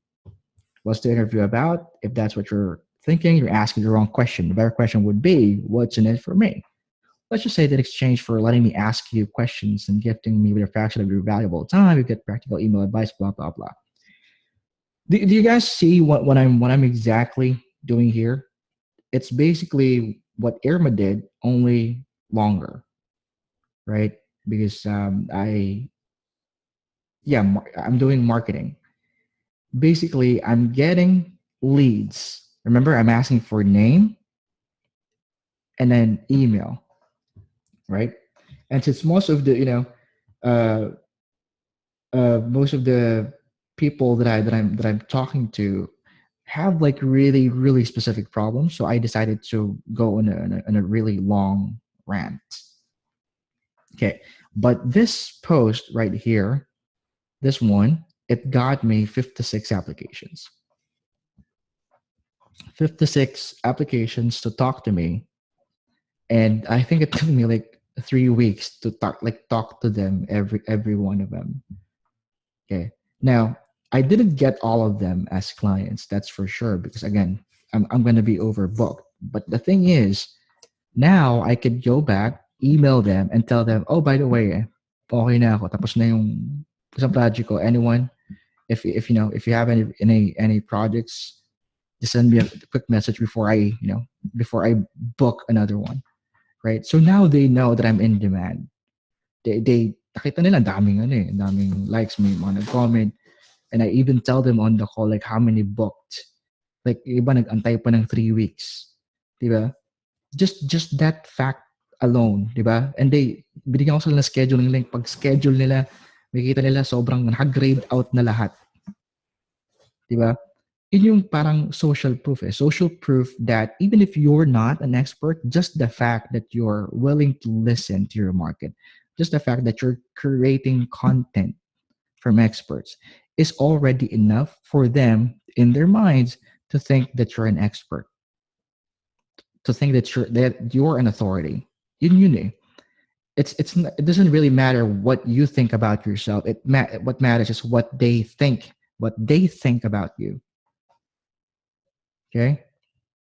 Of course, please don't use this sa kasamaan or whatever. Kung banu ka talaga, please naman, huwag ka naman mag-inarte na authority ka, di ba? I mean, make sure na if you're gonna do this, make sure that that you're doing it ethically, right? Let's say for example, those who are newbies, right? May nagtanong sa akin ito, okay, you can do this, but for the first 3 clients, di ba? For the first 3 clients, do it for free. Get the experience that you need. Right? Get the experience that you need. Once you've done it for free, got the experience that you need, ngayon pwede ka na magyabang. Diba? Kasi ngayon, totoo na. Okay, huwag gamitin sa kasama. Oo, talaga seryoso, huwag gamitin sa kasama. Kasi because what I'm teaching you is actually diving deep into the psychology of people's minds. It's not like normal. I don't know. It's like it's not the usual way people do things. Yun. So, right. Make sure that if you're nabanu ka pa or newbie ka pa, kasi ako banong-bano talaga ako dati, aminin ko, right? Instead of giving it, for cheap, I give it for free. And ang kapalit nun, I tell my clients I'm gonna work for free, but then again, I need to get the results of this, blah blah blah. I need to get whatever kung ano man yung kailangan ko as for testimonial. So because once I have that, kahit tatlo lang yan, diba? Kahit tatlo lang yan, it's gonna multiply. Okay, it's gonna multiply. When you post something like this, tas may picture ka na ng mga testimonial ng client na pinaggawaan mo, di ba? Holy crap. Sobrang puputaktihin yung post mo. Kasi meron ka ng social proof eh. And I mean, how long does it take to help 3 clients, di ba? It takes a month. 1 month to be skilled, another month to help 3 clients. By the 3rd month, medyo expert ka na eh. Are you guys, for the ones who are new, di ba? Are you guys understanding what I'm trying to say? It looks hard kasi ano pa eh, you don't know you don't know how to start. You haven't started it yet. That's why it looks hard. But the moment you're already doing it, I mean, dude, how hard is it to learn about writing articles in a month, diba? Yun eh. Okay, so here's another how do I say this? Here's another one. Okay. Yeah. So this time I didn't post anything useful, right? I didn't, a while back I just decided to change my profile pic. Or the banner in my Facebook Facebook. Tapos it's not a post, it's not a tip. It's a simple picture that says write, send, convert. And guess what? Right? Like show that I remember this. Yeah, you do remember, remembers because guess what? I got 2 clients. I mean, not really 2 clients, but 2 people inquiring about my services. on the post itself. Okay, it's on the post itself. Now, here's the thing: I got 5 more private messages asking me how much I charge for email, and I'm not doing anything. I just posted a banner that says "Write, Send, Convert," and that's because most people who are in my network are email marketers, diba? Most of them are email marketers. So when I say the words "Write, Send, Convert," they know where I'm talking about email, right? They know. Now imagine if here's the thing, okay? Mukha siyang kakaiba, mukha siyang astig kasi nakikita you're looking at it through someone else's lens, okay? But like if, but you know, but what if you're the one doing this already? Imagine if you have like 800 friends, all with your targeted ideal prospects, right? Imagine if you posted case studies or success stories of those whom you work with, right? Guys, are you getting this? Imagine banner lang yung pinost ko. Now imagine if you're posting tips and strategies and case studies, right? Now I can't really stress this enough. Just by staying in front of your ideal clients or ideal prospects and being the trusted advisor by curating the content that's out there is enough to get you seen as an expert. Okay. So now before we go to the next slide, last, ay, shit.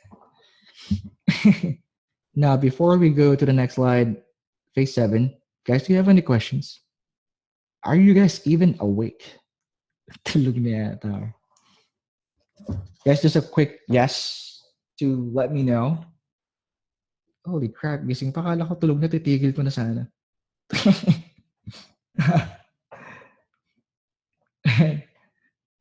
Gising pa sila. Shit. And si Irma. Sumikat na si Irma. Okay, so, marathon webinar, yes. Last na to. Okay, guys, ready? Last phase? Boom. Yep. Okay, last phase. Last phase is phase 7, sell your services. Now, so say I've done all the phases above, say 1 to 6, right? And you've got approached by a prospective client. Now it's time to actually sell your services. Okay? Dito na this is where rubber meets, the road. Because if you've done everything according to what I outlined above, okay, you're gonna get these kinds of messages. Okay, so I have that. I think that was like last kahapon pala. Kahapon galing. Last Saturday. Okay. So last Saturday, someone messaged me like, I'm gonna need some help with some emails. How do you price services? Blah blah blah. And I got that message because he saw me post in a group. Okay? He saw me post in a group about how to blank emails, etc., etc. So that's why he approached me, added me up, and then there. Now, and if you'll notice, instead of answering outright, like how much I charge, I try to get them on a call. Now I can't. Now, does anyone know the reason why I get them on a call instead of quoting how much I charge? Does anyone know? Yes. So then, para bongga. That's one of the reasons. Gusto ko talaga mga bongga talaga eh. Para pack. You don't want. Yes, Teresa, you don't want to overcharge or undercharge. Yep. Okay. Now the reason why I want to hop in on a call to them, okay, una, it gives me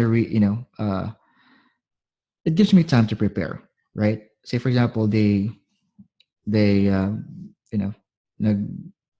ano sila, like schedule sila for next week. It gives me ample time to look at their business, know what their business model is, diba? And then go to and kapag time na nung call, di ba, medyo mas knowledgeable na ako sa business nila. So that's why I want to have it to get them on a call first. Now, second is that I don't want to overcharge. I also don't want to undercharge. And at the same time, I don't want to tell them. I don't want to tell them a diagnosis without diagnosing them. Right. That's the most important reason. Yes, of course, you want to you want to be seen as an in demand. You want to be seen as someone as an authority. You want to be seen that you have a process. It's all those. But the main reason is I just want to be able to diagnose. Because if I give you a diagnosis, an incorrect diagnosis, just because kasi alam ko na, then I just did you a disservice. Diba? And if any doctor would do that to you, sigurado magagalit ka. 'Di ba? Magagalit ka sigurado. 'Di ba? I mean, but for freelancers, okay lang. Hindi ko alam kung bakit. Kapag sa client ay sa doktor, bawal na mag-misdiagnose. Pag freelancer, okay lang. I don't get that. Like really, it pisses me off up to no end that kapag freelancer, okay lang mag-misdiagnose. Right? Miss the ayan. Ewan ko lang. Sorry for, medyo humuhugot lang ng konti. But it's, when you talk to a client, you don't go through it as if you're going to a war. Right? Because most freelancers, parang pag interview ko mamaya, akala mo may kalaban. Naasa ko pag gano'n. Your clients are not your enemies. You're there to work together. To work together with your client. Diba? Bakit parang kapag interviewing ka, parang pupunta ng giyera lagi? Hindi dapat, hindi dapat ganun. Diba? And besides, you're the one doing the interview. You're the one who should be, diba? You're the one who should be doing the interview. Kasi you want to know the diagnosis. But again, you're the expert. May pasyente bang ini-interview ang doktor? Ano yun? Ayos yun eh. Diba? Ikaw yung expert, tapos ikaw yung expert sa paggagamot, tapos ikaw ini-interview ng pasyente. Uminom ka na ba ng gamot mo? Diba? Pinaganon ka ng pasyente, matutuwa ka ba? Siyempre hindi. Right? But that's what happens in the freelancing industry. It's the clients who are interviewing us for our expertise. Di ba parang hindi tama? Right? But anyway, now here's what I do, the selling process. Now I can't outline the exact script that I use for making them get me as their service provider. But kasi anong oras na, and the gist of the whole call. But the gist of the whole call looks like this, right? So the small talk, okay, is this is where I just ask them like how they are, hey Shodan, now how's your week going? Like where you're from? How's the weather? Right? And then if they say, okay, that's good, it's good, like awesome. If you're ready, to go, we can go ahead and get started. Right? That's it. That's the small talk. Keep it simple. Keep it under 30 seconds. Okay, it's just to get them really comfortable with the call. Now, next step 2 is mahaba pang gabi, sama natin ng umaga if you like crap. Hugot ba yan? Star hirit. Anyway, next is setting the agenda. Okay. The agenda is for me to take control of the call. That's why I set up the agenda, because again, I don't want them to treat me, okay, like an employee. Okay? And I don't want to be treated as an expert. So taking control of something as simple as the call, right, can get you started on the right path. So what I usually do is like, okay, so let's get started now. We have like 45 minutes, and I really want to make sure at the end of the call I've gotten everything that I need on your end. And so I have a few questions for you. It might sound like I'm interrogating you, but really we're just going to dive in and get to know where you're at, what you need help with. At the end of the call, what I know is does it blah blah blah, and then if it makes sense and whether I can help you or not. Sounds good? And that's the thing. You have to get their yes or no. They say yes. You move on to step 3.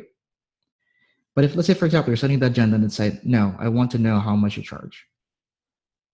Okay, well, and then you could say, well, I really love to tell you how, how about how much I charge, but I do need to understand your business first. No, you don't need to understand. Look, John, I'm the one doing the interview here. I'm the one hiring here. I'm the one gonna be paying you. So you're the one who's gonna ask me questions. Well, someone did that to me once, and I said, well, if that's how you look at things, then I don't think we can work together. Bye. Tapos. You don't owe them for a job. Like there are tons of people that need your expertise. You don't have to waste it on just one motherfucker, right? Sorry.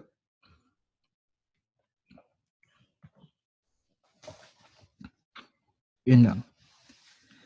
Ah, yun. Okay. So now, so next is understand your business. So when you say understand their business, sorry. So this is the part where ask them the details about their business, and like what I said, you can't misdiagnose, right? Okay, because helping them out without knowing the reason why, right, is just irresponsible. Like what I said earlier, you don't have to have good speaking skills. Okay, again, because all you're gonna do is ask. I have questions like, "Sir, I'm not confident in interviews. I don't think I could speak great English," but in reality, tulad kanina small talk, sa setting the agenda, it's not a lot of words. And understanding their business, you just have to ask them questions. Okay, that's what are the questions are, what are you selling? How are you, how is it, how much is it priced? Now, what process do you have in place in getting leads, right?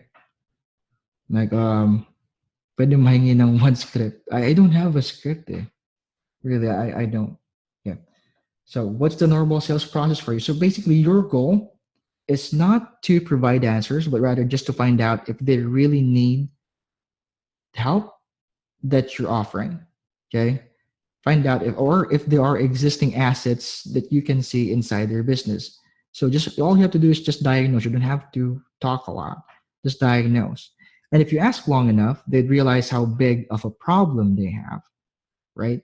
So understand their business. And then number 4, present the opportunity. Okay, so this is where you present, what's missing on their revenue line, right? We talked on phase 2 about the revenue line. Okay, so are they having problems with leads, or having problems with conversions, or are they having problems with retention? So basically, presenting the opportunity, basically it's you saying something along the lines of, um, like, well, from what from what we've talked about, it looks like the opportunity being missed here is insert whatever they said on number 3. Right? You're trying to understand your business, right? Okay, so you basically say, tell them that, okay, well, from what you've told me, like earlier, right? You've just gone from number 3, understand your business, to number 4 is, from what you've told me, it looks like the opportunity being missed here is blank. Just insert whatever they said on number 3. Remember, you're asking them questions, and then you give them your observation. In reality, you're just repeating everything they said. Okay. But for the prospect, here's the thing, it would look as if you've just found a huge gap in their business. That's how it would sound like to your prospect. But in reality, you're just asking them questions and you're just repeating it back. Okay? Repeating the question back to them. That's all you're doing. That's presenting the opportunity.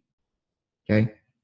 Remember, like, how most people would say, oh, ang sarap mo talagang kausap, when in fact you just listen. Kasi wala ka talagang ginawa. Nakinig ka lang. And then nagdadada lang sila. Tapos pagkatapos, ang sarap mo talagang kausap. But hindi ka naman nagsalita, right? Because just the fact that you're listening, you're asking them questions, is enough for them to assume na you're doing something. I mean, doon nila marirealize that, just by you asking questions, drilling down on their problem, doon mo malalaman. I mean, I could go on and on about the selling process, because it really is more complex than it is, diba? It's more complex than it is. But since we were lacking, medyo kulang oras, let's leave it at that, right? Next is close the call. So what I do is, okay, after I present the opportunity and they said, oh, yeah, I think we're having problems with that. Okay, I'm gagawin ko. Okay, so well, um, paano ba? Like, okay, so well, I have something that I think might do that just for you. And if you'd like to learn about it, I'll send you a document that outlines, the strategy that you can implement with or without me. That's the most important part. You tell them that they don't need to hire you with or without me to solve the things that you told me earlier. Sounds good? And if they say yeah, okay, end the call, send the proposal. That's it. Simply, diba? It's like they inquire about you because they know you're an expert. So by the time they book a call with you, andun na yung balance eh. They treat you as someone that they're equal with. Diba? So they go to the call, you do some small talks, up the agenda, understand your business, present the opportunity, close the call, and then send them a proposal. And then when you send them a proposal, that's when um, you know, that's when you get them to pay you or they decline your offer. And it's good. If they agree with your proposal, then you just got yourself a client. If not, you just gained a fan. Like literally. I mean, whether they become a client or not in the future, what's important is that, you're able to show your expertise. That's the most important part there. Hindi sayang yung opportunity na yun. That you're able to show your expertise, okay, by helping them out. And more often than not, what's going to happen is they'll become your clients as soon as they, um, you know, as soon as they can afford your services. Like this one. I received this last January 17th. Okay. This one was a client that I sent a proposal. They sent no because they have like a $1 million business and I'm asking for 5%. So, siyempre, if I have a $1 million business, I'm asking for 5%. Magkano yun, di ba? So medyo malaki-laki din yun, yung 5%. Now, since ayaw niya ng 5%, hindi kami yes, Ruth, 5% commission for the product. Okay? So instead of asking for one time, I decided to go with 5%. Ito yung matindi doon. Like, after nun, hindi na kami nag-usap kasi I thought ayaw niya na. Sabi niya, I don't think we can work with 5%. So he thanked me for the time, etc., etc., etc. But then again, remember, I already showed him my expertise, right? That's the important part. I mean, right now in their mind, I'm the one who's the man for the job. Kasi he's on my friends list. Marami na kaming touch, instances na nagkausap. And we already went through through the call where I identified their problems. Now, guess what? The guy moved companies. Diba? The guy moved companies. This time, pumayag yung pinaka-CEO ng 5%. So guess what? Sinong tinawagan niya ulit? Ako. Now, I mean, it doesn't matter just because a client says no, right? Just because a client says no doesn't mean it's already the end of the world. Diba? Minsan, nandiyan lang yan sa tabi-tabi. Hindi mo lang nalalaman. Nagtram eh. Tabi-tabi di mo nalalaman. Okay. So, and there you have it. It's already 11:19. I'm gonna end by 11:30. By the way, so those are the 7 phases of a 7-figure freelancing business. Simple, right? Okay, now, yes, it's Skype call. Now you don't, and here's what's great about this. Did I even ask you to build a website?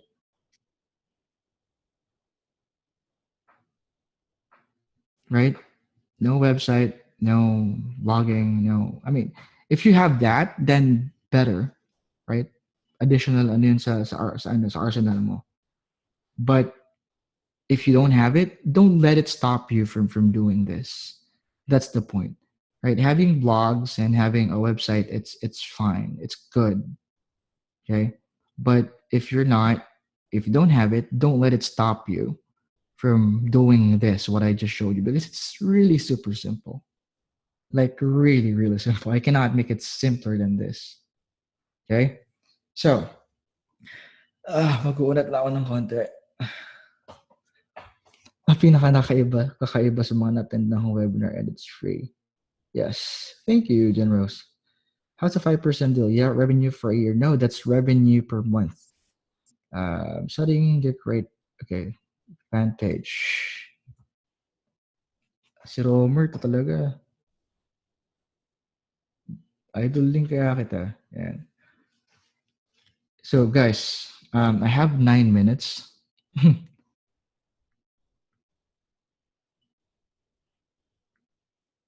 Talk about okay.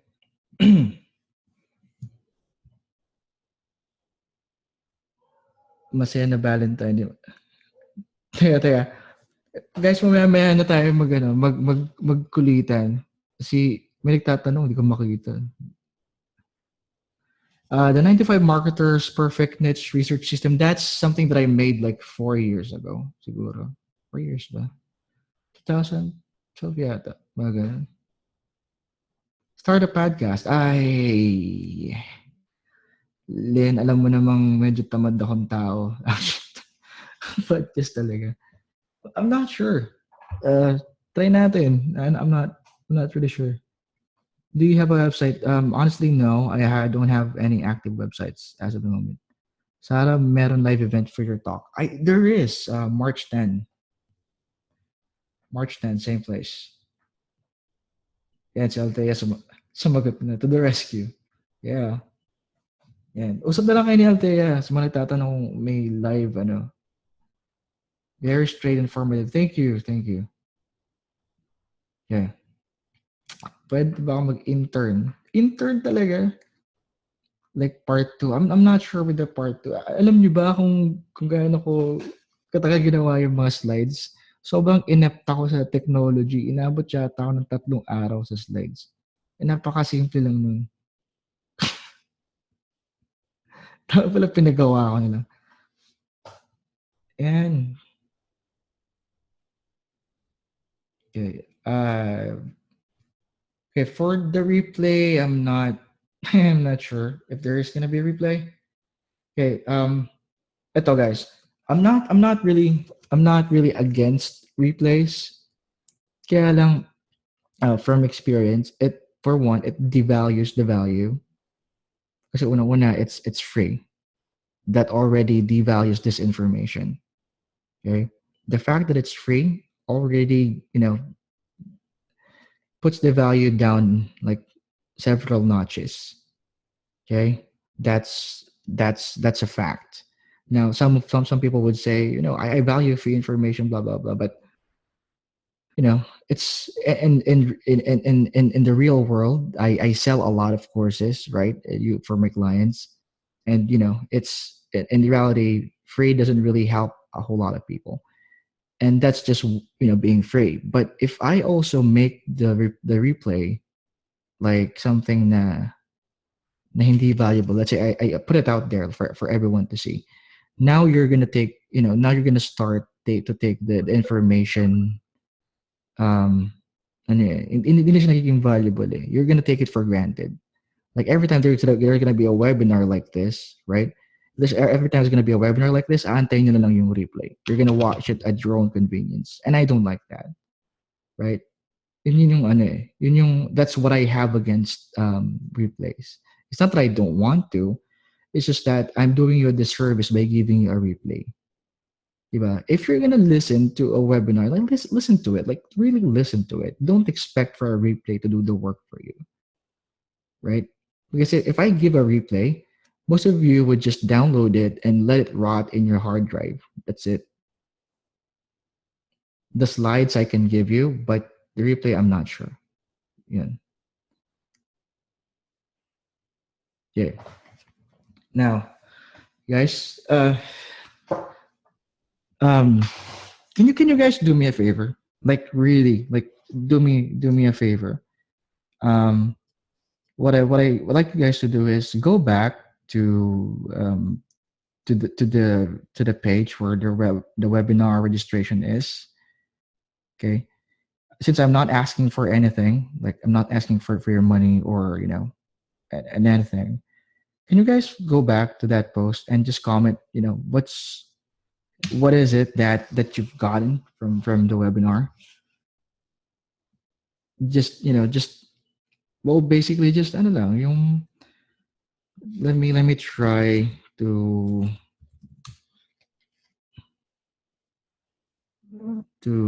get the link. Para naman I know like what are the high, not really the highlights, but like what are the things na you've gotten based on my the takeaways. Because if I plan to do this again, diba, I now I know where to, you know, now I know where exactly to go, right? Like where exactly to focus my attention. And let's say for example, alam kong kailangan niyo matutunan to, pero yung takeaways niyo puro sa ganito, then I need to refocus yung webinar. You're welcome, guys. You're welcome. I mean, that's yeah. How can you offer this for free? Well, I just did, Pinky. I just did. And you're welcome. You're welcome. Yeah, medyo nakakapagod lang ng gumawa ng slides. Inabot ako ng 3 araw. Dapat pala pinagawa ko na. Humugot eh. But yeah, and now you guys know that I'm not a techie. Yeah.